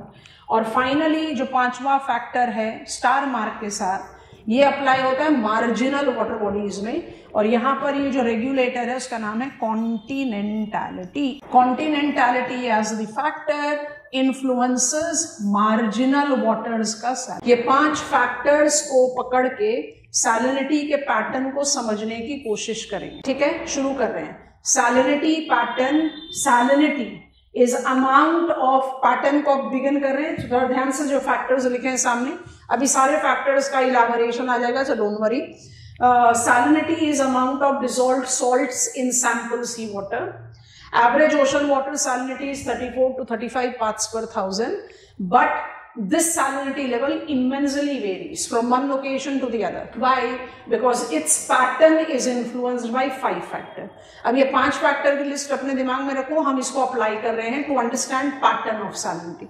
अगर एग्जामिनर आपसे यही क्वेश्चन पूछ ले, what are the factors that regulates distribution of salinity, तो भी आपको फैक्टर के साथ पैटर्न लिखना पड़ेगा, तो लिंक करना पड़ेगा. 2 चीजें तो बड़े आराम से समझ में आ गई हैं. Higher temperature will lead to higher salinity, higher precipitation will lead to lower salinity. ये तो बहुत एविडेंट है, बाकी आ रहा है clarity. So let us take these factors and apply it to pattern of salinity. So हम पैटर्न को कौन सा पैटर्न से स्टडी करना शुरू कर रहे हैं? Pattern of salinity in horizontal dimension. Horizontal depth में बाद में आएंगे। वाटर हमेशा बात की है ना, जब भी वाटर के बारे में बात हुई है तो क्या बात की है, वाटर इज 3 डायमेंशनल, तो डेप्थ की बात करनी पड़ेगी। तो सबसे पहले बात कर रहे हैं हॉरिजॉन्टल पैटर्न की, ध्यान से सुनते जाना और समझते जाना। अभी हम किसी भी ओशन का नाम नहीं लिखेंगे क्योंकि अभी हम जनरल पर्सपेक्टिव में जा रहे हैं। Equator 30 degrees north and south, minor variation हो सकता है because of land and water hemisphere का लॉजिक। यहाँ पर ना 90 डिग्रीज ना लिखने के बजाय 80 डिग्रीज नॉर्थ लिखते हैं क्योंकि 90 डिग्रीज में टेक्निकली फ्रोजन हो जाएगा और सदर्न हेमिस्फीयर में 90 डिग्रीज एंटार्क्टिका आ जाएगा। तो हम जानबूझकर उसको 80 डिग्रीज बोलते, पोलर वाटर है बट वो पोलर नहीं है, वो actually boundary line of polar है, ठीक है। सो सदर्न हेमिस्फीयर में भी हम 80 डिग्रीज साउथ। पहले दो फैक्टर याद करो, टेम्परेचर एंड प्रेसिपिटेशन। क्लाइमेट को अप्लाई करते हैं, with increase in sign of latitude temperature precipitation दोनों डिक्रीज करता है। तो आइडियली होना चाहिए with increase in sign of latitude salinity बढ़ना चाहिए। सैलिनिटी को आप क्या करोगे, विद इंक्रीज टेम्परेचर बढ़ेगा, प्रेसिपिटेशन टेम्परेचर दोनों को आप डिक्रीज कर रहे हो with increase in sign of latitude. तो अगर आप टेम्परेचर के पर्सपेक्टिव से देखोगे तो decrease in temperature with increase in sign of latitude, salinity should decrease, precipitation is decreasing with increase in sign of latitude. तो वो क्या कर रहा है, सैलिनिटी को इंक्रीज कर रहा है कि नहीं, कंबाइन करके देखते हैं। So I am creating separate slides for everything. Horizontally as a latitudinal pattern is regulated by 2 determiners, temperature and precipitation। Role बहुत एविडेंट है इसलिए हम नहीं लिख रहे। टेम्परेचर इवेपोरेशन इंक्रीज करेगा, सैलिनिटी बढ़ाएगा, प्रेसिपिटेशन डाइल्यूट करके सैलिनिटी को कम कर देगा। अगर इन दोनों फैक्टर्स को अप्लाई करो तो आपका लैटिट्यूडनल पैटर्न क्या निकलता है, बहुत ध्यान से सुनना, फिर अप्लाई करते हैं वैल्यूज। आपका लैटिट्यूडनल पैटर्न क्या निकलता है, latitudinal pattern combining temperature and precipitation says except equatorial water increase sign of latitude, decrease salinity। highest salinity equatorial water पर नहीं मिलने वाला। equatorial water पर salinity levels are 32 to 33 parts per 1000। tropics पे salinity level can be 35 to 36 parts per 1000। Southern hemisphere में replica लिख सकते हैं, हम दोनों जगह नहीं लिख रहे। टेम्परेट लैटिट्यूड में salinity is in average range and सब पोलर लोकेशन में सैलिनिटी लेवल्स आर लोएस्ट। तो हम क्या कर रहे हैं, हाइड कर रहे हैं। हम इक्वेटोरियल वाटर को हाइड कर दें, देखो यहां पर थोड़ी देर, इक्वेटोरियल वाटर को हाइड कर दिया, salinity decreases with increase in sign of latitude barring the exception of equatorial water in combination of first 2 determiners। अब इसको कैसे एक्सप्लेन करें, इसको एक्सप्लेन करने के लिए सदर्न हेमिस्फीयर का एरिया लेते हैं लिखने के लिए। why equatorial water have got low salinity। अब ये बहुत ध्यान से देखना, हाई, मॉडरेट एंड लोएस्ट। इसलिए इक्वेटोरियल में लो लिखा है, लोएस्ट नहीं लिखा है। इक्वेटोरियल में लो क्यों है, क्योंकि ये वार्म और वेट है थ्रू आउट द ईयर, ठीक है। सब पोलर में लोएस्ट क्यों है, लो इक्वेटोरियल में है, सब पोलर पर लोएस्ट क्यों है, क्योंकि सब पोलर में इवेपोरेशनल लॉस तो नेग्लिजिबल है और अपलेजन का फ्रेश वाटर सीजनली आ रहा है। इक्वेटोरियल में सैलिनिटी लो है बट लोएस्ट नहीं है। लोएस्ट क्यों सब पोलर में होगा, क्योंकि उस लैटिट्यूड में टेम्परेचर इतना कम है कि इवेपोरेशनल लॉस नेग्लिजिबल है। और सब पोलर में हो, टुंड्रा तक का सीजन साइकिल है, तो जब ब्रीफ समर्स होगा तो अपलेडेड फ्रेश वाटर और पानी को डाइल्यूट कर देगा।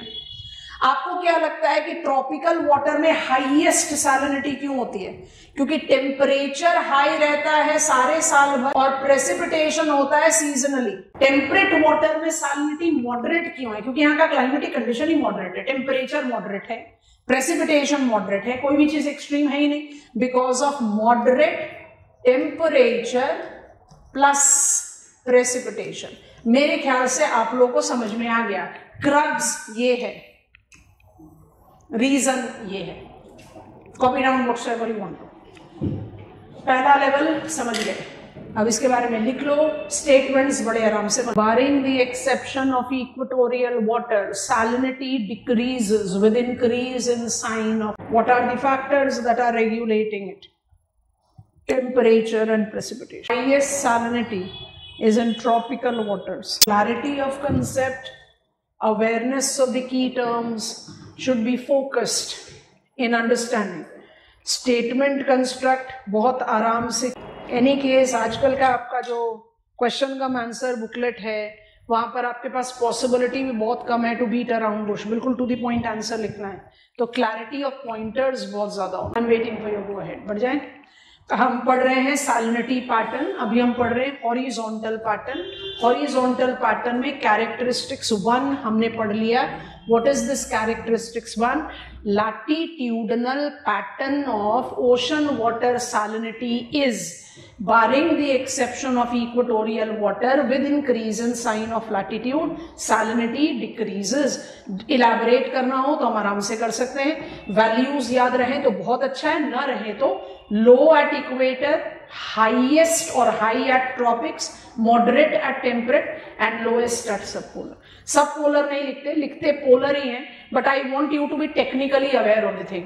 नदर्न हेमिस्फेयर में of course no global warming for us, हमें पता है आर्कटिक ओशन का 90% आइस जो है वो मेल्ट हो चुका है, लेकिन Arctic ocean naturally suppose to be frozen, और सदर्न हेमिस्फेयर में 90 डिग्रीज तो आगे एंटार्क्टिका, तो पोलर पर नहीं हो आप, सब पोलर पर हो। तो हम अपने डायग्राम में उसको इजीली सब पोलर बताएं। अब्लेजन भी तो लिख रहे हो, पोलर एरिया में तो अब्लेजन होगा भी नहीं। So we need to be rational. अच्छा, हम स्टेप नंबर 2 पर जा रहे हैं, अभी भी हम हॉरिजॉन्टल पैटर्न पर, ठीक है।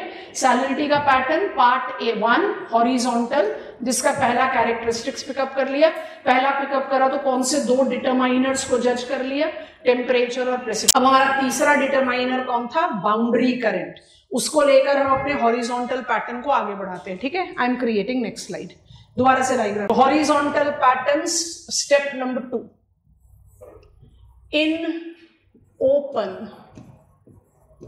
latitudinal ocean basin, boundary currents modifies salinity pattern। कैसे मॉडिफाई करती है?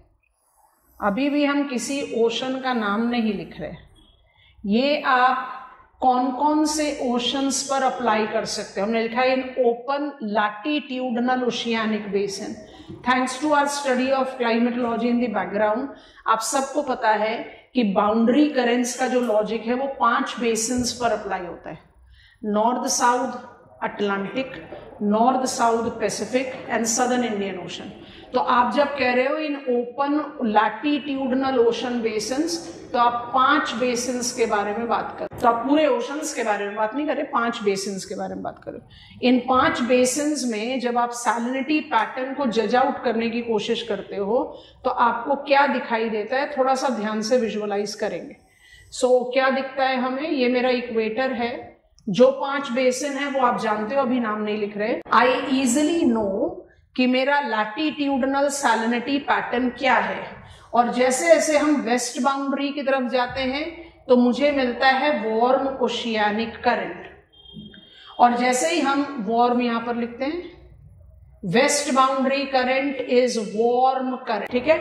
और जैसे जैसे हम ईस्ट बाउंड्री पर आते हैं you get cold oceanic current, और ये एप्लीकेबल है 5 बेसिन्स में, तो यहां पर कोल्ड करंट भी लिख देते। अब जब बाउंड्री करंट के सैलिनिटी इफेक्ट को जज करना हो तो दिमाग में क्या आता है? Warm current is equal to higher temperature. Higher temperature जब एयर का, अगर बाउंड्री करंट वार्म है तो जो एयर कॉलम ओवर इट है वो वार्म होगा, वार्म होगा तो उसका इवेपोरेशनल कैपेसिटी स्ट्रॉन्ग होगा, वो इवेपोरेशन को एनहांस करेगा। Enhanced evaporation should lead to higher salinity, but ये इनकम्प्लीट स्टोरी है, बहुत ध्यान से सुनना। Warm current increases temperature, does increases evaporation, but eventually increases instability and increases precipitation, therefore decreases salinity। अब आओ ईस्ट बाउंड्री पे और क्लैरिटी आएगी। बताओ ईस्ट बाउंड्री की कैरेक्टरिस्टिक बताओ। East boundary current is cold current, उसी के इक्वेशन में लिखते हैं।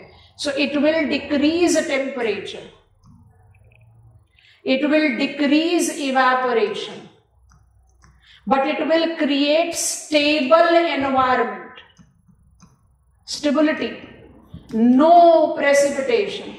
तो जो भी कुछ हो रहा है तो लॉस ही हो रहा है। बिल्कुल एग्री कर रहे हैं कि ईस्ट बाउंड्री में इवेपोरेशनल लॉस कम होगा, वेस्ट बाउंड्री में इवेपोरेशनल लॉस ज्यादा है, बट जो भी इवेपोरेट हो रहा है वो कंपनसेट भी तो हो जा रहा है।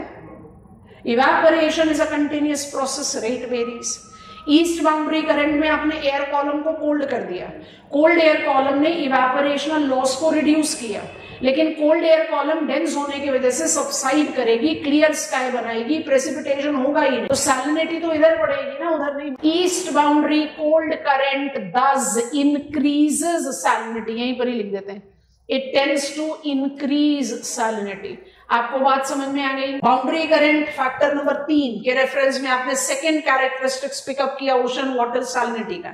इन अ गिवन लैटिट्यूड, मान लो ट्रॉपिकल पर हो, in a given latitude open water is giving you high salinity. Combination में पता है, जैसे जैसे हम वेस्ट की तरफ शिफ्ट हो जाएंगे सैलिनिटी कम हो जाएगी, जैसे जैसे हम ईस्ट की तरफ जाएंगे सैलिनिटी और बढ़ जाएगी। क्यों? बाउंड्री करंट के इन्फ्लुएंस में। सुनने में कंट्राडिक्टिंग लगता है, बट मेरे ख्याल से आप कन्विंस हो गए।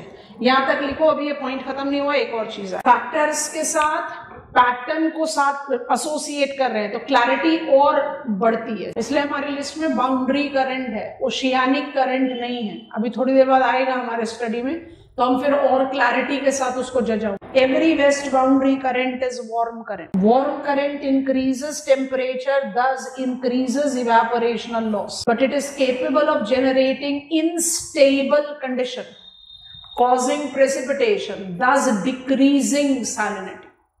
East boundary current is cold current. Cold current tends to decrease temperature. Decreased temperature will decrease evaporational rate, but it tends to induce stability. तो जो भी होगा वो लॉस होगा, कोई कंपनसेटिंग प्रेसिपिटेशन नहीं होगा, सैलिनिटी विल।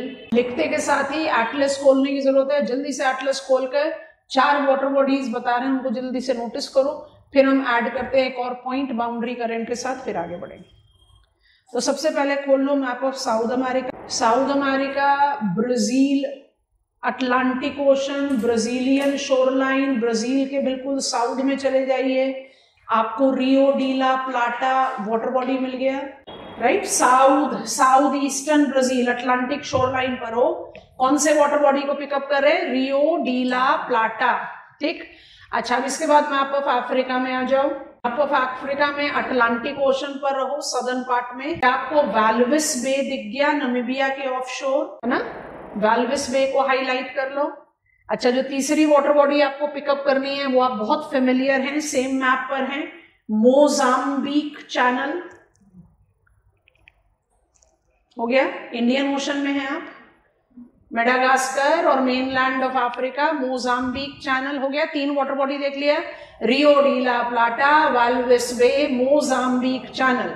अब एक फाइनल वाटर बॉडी के लिए क्या करो? मैप ऑफ ओशनिया पहुंच जाओ। Map of Oceania, Indian Ocean region पर रहो, माने ऑस्ट्रेलिया के वेस्ट पे रहना है। Have you notice Timor Sea? Timor Sea मिल गया। अब बहुत ध्यान से सुनना, पॉइंटर लिख रहे हैं, उसके बाद ऐड ऑन कर देते हैं, इसको थोड़ा सा श्रिंक करेंगे। सदर्न हेमिस्फीयर में जानबूझकर इसलिए कुछ लिखा नहीं। अब ना पहले विजुअलाइज करना, उसके बाद काम करते हैं। अब इसका बाद एक और काम करो, 4 वाटर बॉडीज, अभी हम सबके नाम लिख रहे हैं, डोंट वरी अबाउट दैट। एक बार मैप ऑफ वर्ल्ड अपने सामने खोलो, आपको इक्वेटर को इमेजिन करके वर्ल्ड मैप पर ट्रैवल कर। हमने भी वर्ल्ड मैप खोल दिया, अब उसको देखो और थोड़ा सा जज करने की कोशिश करो। हम सिर्फ एक पॉइंट प्रूव करना चाह रहे हैं। हमारे मैप में कोई लैटिट्यूड मार्क नहीं है, फिर भी अगर हम थोड़ा सा रफली उसको मार्क करके आपको मदद कराएं विजुअलाइज करने के लिए, तो आप आसानी से देख पाओगे कि हम क्या करना चाह रहे हैं। Equator passes from almost centre of Africa, तो ये मेरा इक्वेटर हो गया रफली। अब आप कंसंट्रेट करो और सोचो, जो सदर्न अटलांटिक ओशन है उसका जो शोरलाइन है वो इस तरह का स्ट्रेट शोरलाइन है जिसने मार्जिनल वाटर बॉडीज को बहुत ज्यादा अलग नहीं किया हुआ है ओपन ओशन से। अफ्रीका का भी वही हाल है। तो सदर्न अटलांटिक ओशन और सदर्न इंडियन ओशन में मार्जिनल वाटर बॉडीज उतने एनक्लोज नहीं दिखते जितने नॉर्थ में दिखते हैं। अब मेडिटेरेनियन सी को देखो, आप अरेबियन सी को देखो, आप बे ऑफ बंगाल को देखो, आप गल्फ ऑफ मेक्सिको को देखो, आपको दिखाई दे रहा है ना कि लैंड से इतनी बुरी तरह से बाइंडेड है। ठीक है, अब अपने वाटर बॉडीज को रिकॉल करो जिनको आपने नोटिस किया है। ये आपका है रियो डी ला प्लाटा, ये आपका है वाल्विस बे। वाल्विस बे की तो शोरलाइन बाउंड्री नहीं समझ में आती, बिल्कुल एनक्लोज नहीं है। ये आपका है मोजाम्बिक चैनल, यही पकड़ा था ना। और लास्ट वाटर बॉडी जो आपको पिकअप करने के लिए बोला, ये जगह यहीं पर लिख देते हैं, तिमोर सी। समझ में आ गया? अब थोड़ा सा विजुअलाइज करो। Every boundary current, west is warm, east is cold. ठीक है, सोचते हैं। लेस कॉन्टिनेंटालिटी, ध्यान से सुनना फिर लिख लेना। Less continentality of southern Atlantic Ocean and Indian Ocean, ये समझ में आ गया। Makes marginal water, 4 marginal water हमारे सैंपल के लिए हैं, influenced by boundary currents. Which boundary currents? Rio de la Plata, west boundary current warm होता है। Mozambique Channel, west boundary warm current के इन्फ्लुएंस में होंगे। ठीक है, नाम नहीं लिख रहे अभी, ऑलरेडी वाटर बॉडीज का नाम। Compared to it, Timor Sea and Walvis Bay east boundary cold oceanic current के इन्फ्लुएंस में है। Are we getting it? इनका तो नाम आप जानते हो। West Australian current is east boundary current, this is Mozambique current. ये कोल्ड ओशियानिक करंट के इन्फ्लुएंस में। अब हम बड़े धीरे धीरे बोल रहे हैं, ध्यान से सुनो। Marginal water bodies should not be influenced by oceanic currents. Oceanic current should not influence marginal water body. वो oceanic current है, marginal water body current थोड़ी है। But in southern Atlantic and southern Indian Ocean, due to less continentality or less demarcated marginal water bodies are influenced by boundary current. Thus, Rio de la Plata and Mozambique channel are having lower salinity than Walvis Bay and Timor Sea. क्योंकि रियो de la प्लाटा और Mozambique channel किसके influence में है? West boundary warm current. Visualize हो गया? यहीं पर ही लिख देते हैं। आप इसके साथ एसोसिएट कर लीजिए। You are writing boundary current का इन्फ्लुएंस ऑन सैलिनिटी। पहला आपने लिख दिया west boundary in open ocean salinity decreases, वही चीज आप अप्लाई कर रहे हो सदर्न अटलांटिक और इंडियन ओशन में। West boundary salinity will decrease. Rio de la Plata में सैलिनिटी कम है, मोजाम्बिक चैनल में सैलिनिटी कम है, पर ये तो मार्जिनल वाटर बॉडीज हैं। मोजाम्बिक चैनल तो बड़ी क्लियरली दिखा रहा है कि करंट ट्रेवर्स कर रहा है वहां से। तिमोर सी बड़ी क्लियरली दिखा रहा है कि करंट ट्रैवल कर रहा है वहां से। वाल्विस बे दिखा रहा है कि current travel, they are hardly demarcated. So in the influence of boundary current, southern Indian Ocean and southern Atlantic Ocean have marginal water bodies depicting different salinity pattern. क्या salinity pattern है? यहां लिख दे रहे। Salinity pattern is Rio de la Plata and Mozambique channel have lower salinity. Walvis Bay and Timor, क्यों high salinity होगा? They are in the influence of east boundary current और ये दोनों in influence of west boundary current। मेरे ख्याल से आप लोगों को समझ में आ गया है। मैप पर समझा दिया, ज्यादा क्लैरिटी से समझ में आ गया। I am on repetition mode now. हम पढ़ रहे हैं हॉरिजॉन्टल पैटर्न ऑफ सैलिनिटी। पहला पॉइंट पढ़ा है latitudinal pattern of salinity. Baring the exception of equatorial water, salinity decreases with increase in sign of latitude. So tropical water में सबसे high salinity होती है। दूसरा कैरेक्टरिस्टिक्स जो हॉरिजॉन्टल पैटर्न में आता है, it comes in the influence of boundary current, this is applicable to the 5 oceanic basin जहां गायर सर्कुलेशन है. Every west boundary current tends to decrease salinity because it increases unstable weather condition, and every east boundary current tends to increase salinity because it generates stable condition.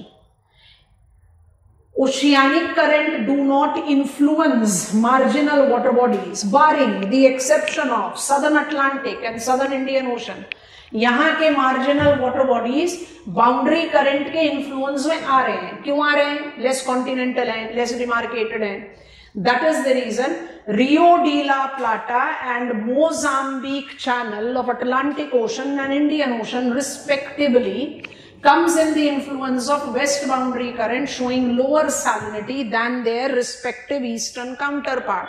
Walvis Bay, Timor Sea. समझ में आ गया? अब इसमें एक और point add करना है. अभी भी आप करंट के बारे में ही बात कर रहे हो पर बाउंड्री नहीं, तो इसको आप अलग पॉइंटर बनाओ. मैप पर थोड़ी देर में दोबारा से आते हैं, पहले बोर्ड पर ले जाते हैं. हम पैटर्न ऑफ सैलिनिटी पढ़ रहे हैं. हमने ओपन लैटिट्यूडनल वाटर 5 बेसिन बता दिया और मार्जिनल वाटर बॉडीज को ऐड कर दिया सदर्न हेमिस्फीयर में. ठीक है, अब हम पॉइंट नंबर 3 बना रहे हैं, यहीं पर ही लिखते हैं. नंबर 3, द इन्फ्लुएंस ऑफ गायर सर्क्यूलेशन.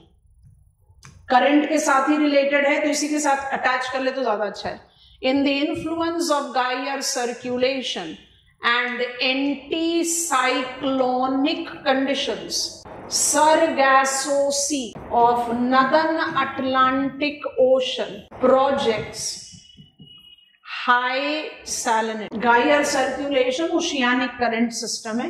पॉइंटर ऐसे लिखो, अब समझा. पैसिफिक अटलांटिक दोनों को रेडार पर रखेंगे तो सारा डाउट जो स्टूडेंट्स के दिमाग में आता है while learning it वो क्लैरिफाई. 2 मिनट के लिए पेन ड्रॉप करो, क्योंकि जो कंडीशन हम डेवलप कर रहे हैं ना, ये कंडीशन थोड़ा सा फास्ट फॉरवर्ड है, पर हमने तो क्लाइमेटोलॉजी में भी पूरी अच्छी तरीके से बाउंड्रीज को रैंडमली पिकअप कर लिया था, बाउंड्री करंट को. वही वाला काम करना है तो मैनेज हो जाएगा. ध्यान से समझने की कोशिश. आप सब चीजों को तो एक साथ लेकर पढ़ ही नहीं सकते. You have to take some step. कुछ चीजों को आपको डिले करके पढ़ना ही है. अब इसी मैप पर समझा रहे हैं, दोनों अटलांटिक पैसिफिक ओशन को लेना है, इसलिए कोई जूम इन जूम आउट नहीं कर रहे हैं. रिलेटिविटी में इसको साथ में रखते हैं. समझ, हमें नदन अटलांटिक में जाना है तो आई रेफरेंस सेक के लिए I take northern Pacific also. ठीक है, दोनों को साथ में लेते हैं, इक्वेटर को मार्क कर लिया. अब मुझे क्या पिकअप करना है, मुझे जानकारी नहीं है, बट रैंडमली हम बार बार बात करते हुए आ रहे हैं. That oceanic current system depicts this, कि मेरे पास क्लोज्ड करंट सिस्टम है. ये क्लोज्ड करंट सिस्टम जो है वो क्लॉकवाइज सर्कुलेशन लेता है नदर्न हेमिस्फीयर में. तो ये northern hemispheric northern Atlantic ocean का गायर है. मुझे सदर्न हेमिस्फीयर का नहीं चाहिए तो आई एम नॉट ड्रॉइंग. वही चीज आप पैसिफिक ओशन में भी अप्लाई कर सकते हो. Equatorial current, Kuroshio current, North Pacific current, उसको यहां पर ले आओ और फिर कैलिफोर्निया करंट, ये आपका इक्वेटोरियल. तो ये आपका नदर्न पैसिफिक ओशन का गायर. ठीक है, पहली चीज ये. दूसरी चीज, आप जब नदर्न अटलांटिक ओशन के गायर के बारे में बात कर रहे हो तो मिड लैटिट्यूड पर आपको कौन सा प्रेशर सेल मिलता है? उसका नाम क्या है?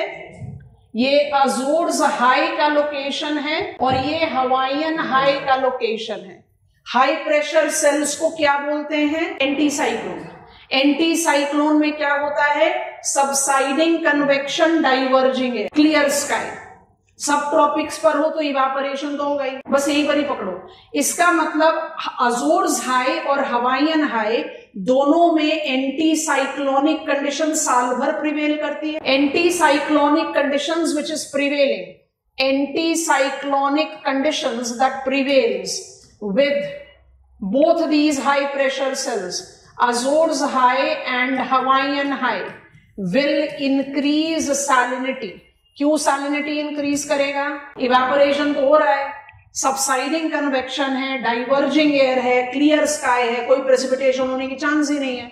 और दूसरा, आप दोनों ओशन करंट सिस्टम के सेंटर पर लोकेटेड हो तो वहां मिक्सिंग भी पॉसिबल नहीं. तो पहली चीज है एंटी साइक्लोनिक कंडीशन और दूसरी चीज है मिक्सिंग इज अनलाइकली कि आप गायर के सेंटर में हो। Is that comfortable? तो ये कंडीशन तो पैसिफिक में भी है, अटलांटिक में भी है, तो फिर सिर्फ हम अटलांटिक में क्यों बोलते हैं कि सैलिनिटी बड़ी हाई है सरगासो सी में? अब इसके लिए आपको एक और चीज ऐड करनी है। आपने हवाईयन हॉट स्पॉट तो जियोमॉर्फोलॉजी में पढ़ लिया था, आपको यहां दिख भी रहा। हवाईयन हॉट स्पॉट जो है वो सबमरीन नहीं है, वो आइलैंड है, वाटर सरफेस पर है। पर इस जगह पर आई hope you all will recall, आपका मिड अटलांटिक में यहां पर क्या है? Dolphin ridge, mid Atlantic ridge. ये मिड अटलांटिक रिज इस जगह पर सबमरीन प्लेटफॉर्म जेनरेट कर रहा है जो फोटिक लेवल पर है, इसलिए यहां पर डेंस ग्रोथ ऑफ फाइटोप्लैंक्टन्स है in the position of Azores high. ध्यान से सुनते जाओ। In the position of Azores High, you have submarine platform that has provided photic habitat, and there is dense growth of sargassum. Sargassum is an example of phytoplankton. क्या ऐसा कोई condition Pacific ocean में है? नहीं, बिल्कुल सही है। Hawaiian high में भी एंटी साइक्लोनिक कंडीशन है, हवाईयन हाई भी गायर सर्कुलेशन के सेंटर पर है, जैसा अजोर्स हाई में एंटी साइक्लोनिक कंडीशन है और वो गायर सर्कुलेशन के सेंटर पर है। पर नोटिस करो ना कि अगर आप एरियल व्यू लोगे तो आपको हवाईयन हाई की high salinity mentally visually demarcate थोड़ी हो पाएगी, पता ही नहीं चलेगा ओपन पैसिफिक है। पर आप एरियल व्यू लेकर अटलांटिक ओशन के सेंटर में एक डार्क ग्रीन सी को विजुअलाइज कर सकते हो। सी नहीं है वो ओपन अटलांटिक है, पर उसका कलर ग्रीन है। क्यों है? सरगैसम की वजह से। वो किस लिए है? फोटिक हैबिटेट है मिड अटलांटिक रिज का। बात समझ में आई? सरगैसो सी is not a marginal water body. Sargasso Sea is dark green patch at the north central Atlantic, which has higher salinity because of prevailing anticyclonic condition. बिल्कुल same condition Hawaiian high पर भी होती है, but आप उसको visually demarcate नहीं कर सकते, इसलिए इसको हमेशा सरगासो सी के साथ रिलेट किया जाता है। Have you visualized it? Question has been asked in prelims. Consider the following water bodies, which of them do not have land barrier? Sargasso Sea पूछा हुआ है प्रिलिमिनरी में, क्योंकि सरगासो सी कोई मार्जिनल वाटर बॉडी नहीं है, ये phytoplankton के नाम पर बेस्ड आप इसको सरगासो सी बोलते हो। एंड सरगासो सी का सैलिनिटी लेवल हाई क्यों है? ये कंडीशन इधर भी है, बट यहां पर कैसे डिमार्केट करोगे? पैसिफिक में हाई सैलिनिटी क्या मतलब होगा? कुछ नहीं, इसलिए सिर्फ सारे पॉइंटर्स लिख लीजिए। आपको बेसिक पॉइंट बता दिया था, सेंटर ऑफ गायर circulation, anti cyclonic condition, and phytoplankton Sargasso Sea have higher salinity. Sargasso Sea, the dark green sea.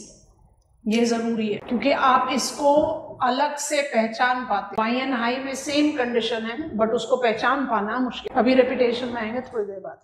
अब याद करो factors that influence salinity pattern: temperature, precipitation, currents, boundary current, गायर circulation, सब ले लिया। अब मेरे पास बचे दो फैक्टर, अबलेटेड वाटर का माउथ या रिवर का माउथ और कॉन्टिनेंटालिटी।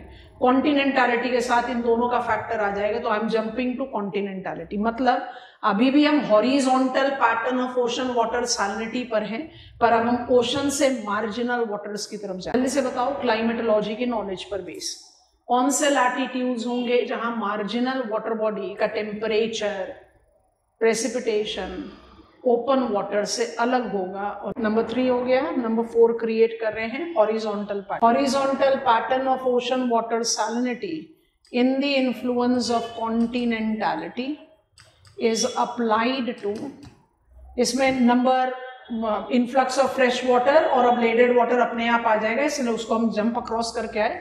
Is applied to marginal water. मेरा क्वेश्चन है, marginal water bodies open water से सैलिनिटी पैटर्न अलग वही दिखाएगी जहां पर उस पर लैंड का इन्फ्लुएंस होगा, नहीं तो ओपन वाटर जैसी होगी। तो कौन सा लैटिट्यूड होना चाहिए, या कौन सा लैटिट्यूड हो जहां marginal water body open water से अलग कैरेक्टरिस्टिक्स नहीं शो करती। Continentality is applied to tropical and temperate water, जिसमें साइन ऑफ लैटिट्यूड आपको बहुत डिफाइन करना है, applying your knowledge of climatology. Equatorial belt, land water, climatological difference do not exist. Frigid zone नहीं। When we take up the reference of the complete 60 degrees के beyond, land, water, climatological difference do not exist. तो मेरा tropical latitude क्या हो जाएगा, 10 degrees to 30-35 degrees north south ले लो। 35 इसलिए ले लिया कि सीजन साइकिल को कंसिडरेशन दे दो। और टेम्परेट वाटर फिर क्या हो जाएगा, 35 डिग्री से 60-65 डिग्रीज नॉर्थ एंड साउथ। तो मेरे पास दो categories of marginal water bodies हो गए। ट्रॉपिकल, हम कैरेक्टरिस्टिक्स नंबर 4 पढ़ रहे हैं, tropical marginal water body and temperate marginal water. Continentality के इन्फ्लुएंस में इनका सैलिनिटी पैटर्न ओपन वाटर से अलग होता है। वो क्या होता है लिख रहे हैं, साथ में लिख लो। Continentality for tropical water, so continentality for a tropical water. Tropical water of course marginal water की बात कर रहे हैं, are warmer than their respective open oceans, thus have higher salinity. Tropical marginal water bodies अपने open ocean के मुकाबले में higher salinity show करेगा। क्यों? क्योंकि वो वार्मर है। क्यों वार्मर है? क्योंकि उसका neighbouring land positive temperature anomaly लेगा ना, वार्मर लैंड है, इसलिए उसकी सैलिनिटी लेवल्स हाई होगी। ये तो कॉमन स्टेटमेंट हो गया। बट ये हायर सैलिनिटी किस लेवल तक हाई होगी? Higher salinity levels are determined by nature of continentality, prevailing climate, और ट्रॉपिकल लैटिट्यूड में हो तो influx of fresh water by default river के साथ ही रिलेट करेगा। यहां पर अब्लेजन का कोई लॉजिक नहीं है, समझ गए? प्रेजेंस और एब्सेंस ऑफ रिवर माउथ, ठीक है। अब इसमें ना हम स्टेटमेंट लिख दे रहे हैं, पहले आप उसको लिख लो, फिर हम आपको समझाते हैं।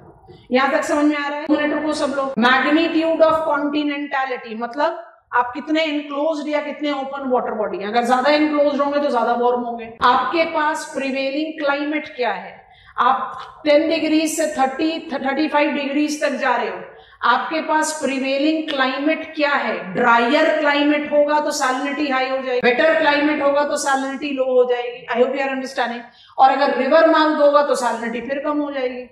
तो मतलब 3 फैक्टर डिटरमाइन करेंगे कि आप ओपन वाटर से कितना हाई सैलिनिटी शो कर। 3 फैक्टर्स। इन तीनों फैक्टर के रेफरेंस में 2-2 सैंपल तीनों ओशन से ले रहे हैं। इन तीनों फैक्टर के रेफरेंस में स्टेटमेंट कंस्ट्रक्ट करें, हमारे साथ लिख लो।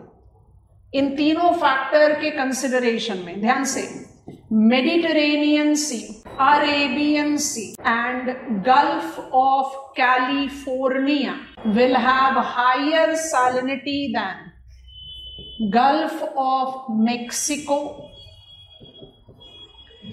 बे of Bengal and South China Sea. हमने तीनों ओशंस को रिप्रेजेंटेशन दे दिया। इसमें गल्फ ऑफ सिदरा और इसमें gulf of अकाबा most saline water bodies हैं।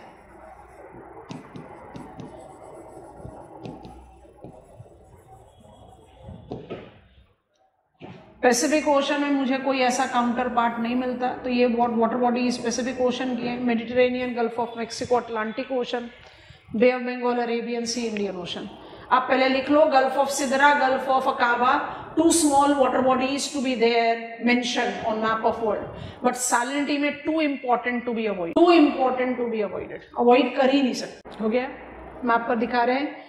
अगर आपको लोकेशन खुद से भी नोटिस करनी है तो आप अपना स्कूल एटलस साथ में ओपन कर सकते हो, नोटिस करो। कौन कौन से मार्जिनल वाटर बॉडीज को रेफर किया है, उनको लेबल करते हैं और आगे बढ़ते हैं, समझने की कोशिश करते हैं। व्यू करोगे मैप पर तो अपने आप ही दिखाई दे जाएगा, और जब दिख जाएगा तो उसके बाद कोई प्रॉब्लम है। अटलांटिक ओशन में हमने सेलेक्ट किया गल्फ ऑफ मेक्सिको, ये रहा, एंड मेडिटेरेनियन सी, जानबूझकर इधर लिखेंगे मेडिटेरेनियन सी, ये रहा। इंडियन ओशन में सेलेक्ट किया Arabian sea, bay of Bengal, और पैसिफिक ओशन में किया साउथ चाइना सी, ये रहा मेरा गल्फ ऑफ कैलिफोर्निया। ये सारे मार्जिनल वाटर बॉडीज हैं वार्मर लैटिट्यूड के, ये सब अपने रिस्पेक्टिव ओपन काउंटर पार्ट से ज्यादा सलाइन होंगे।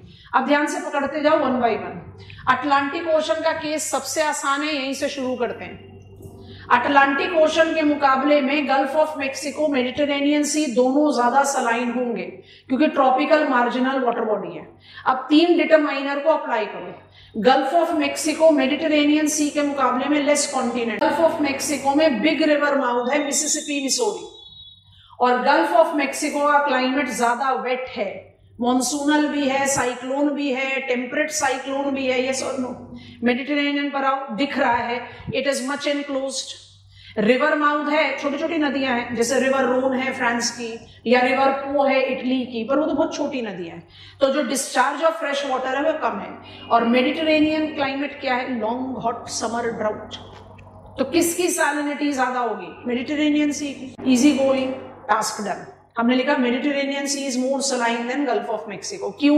Mediterranean is more continental, Mediterranean have small river mouth, Mediterranean have drier climate. उल्टा अप्लाई कर दो गल्फ ऑफ मेक्सिको में। इतना इजी कॉम्बिनेशन इंडियन ओशन में मिलता ही नहीं।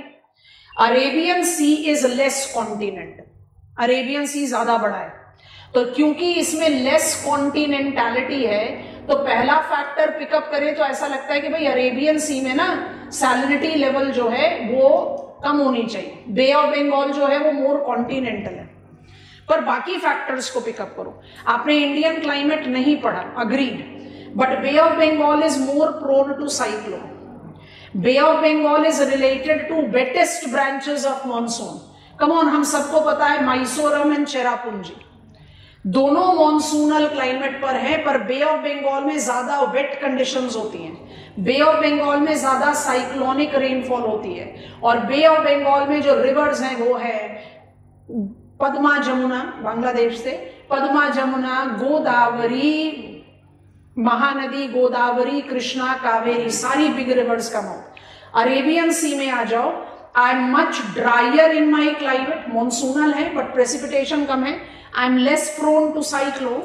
रिवर माउथ है जिसमें इंडस रिवर बहुत बड़ी है, लेकिन इंडस रिवर ट्रैवल कैसे करती है, it travels from east to west, wetter climate से ड्रायर क्लाइमेट में जा रही है, तो इसका जो वाटर डिस्चार्ज है अरेबियन सी में बहुत कम है। और बाकी इंडियन रिवर्स है वो छोटी छोटी हैं, बारिंग the exception of Narmada and Tapti. किसकी सैलिनिटी ज्यादा होगी, अरेबियन सी की। In spite of the fact that Arabian Sea is less continental, Arabian Sea has a drier monsoonal climate, is less prone to cyclone and have got lesser river mouth.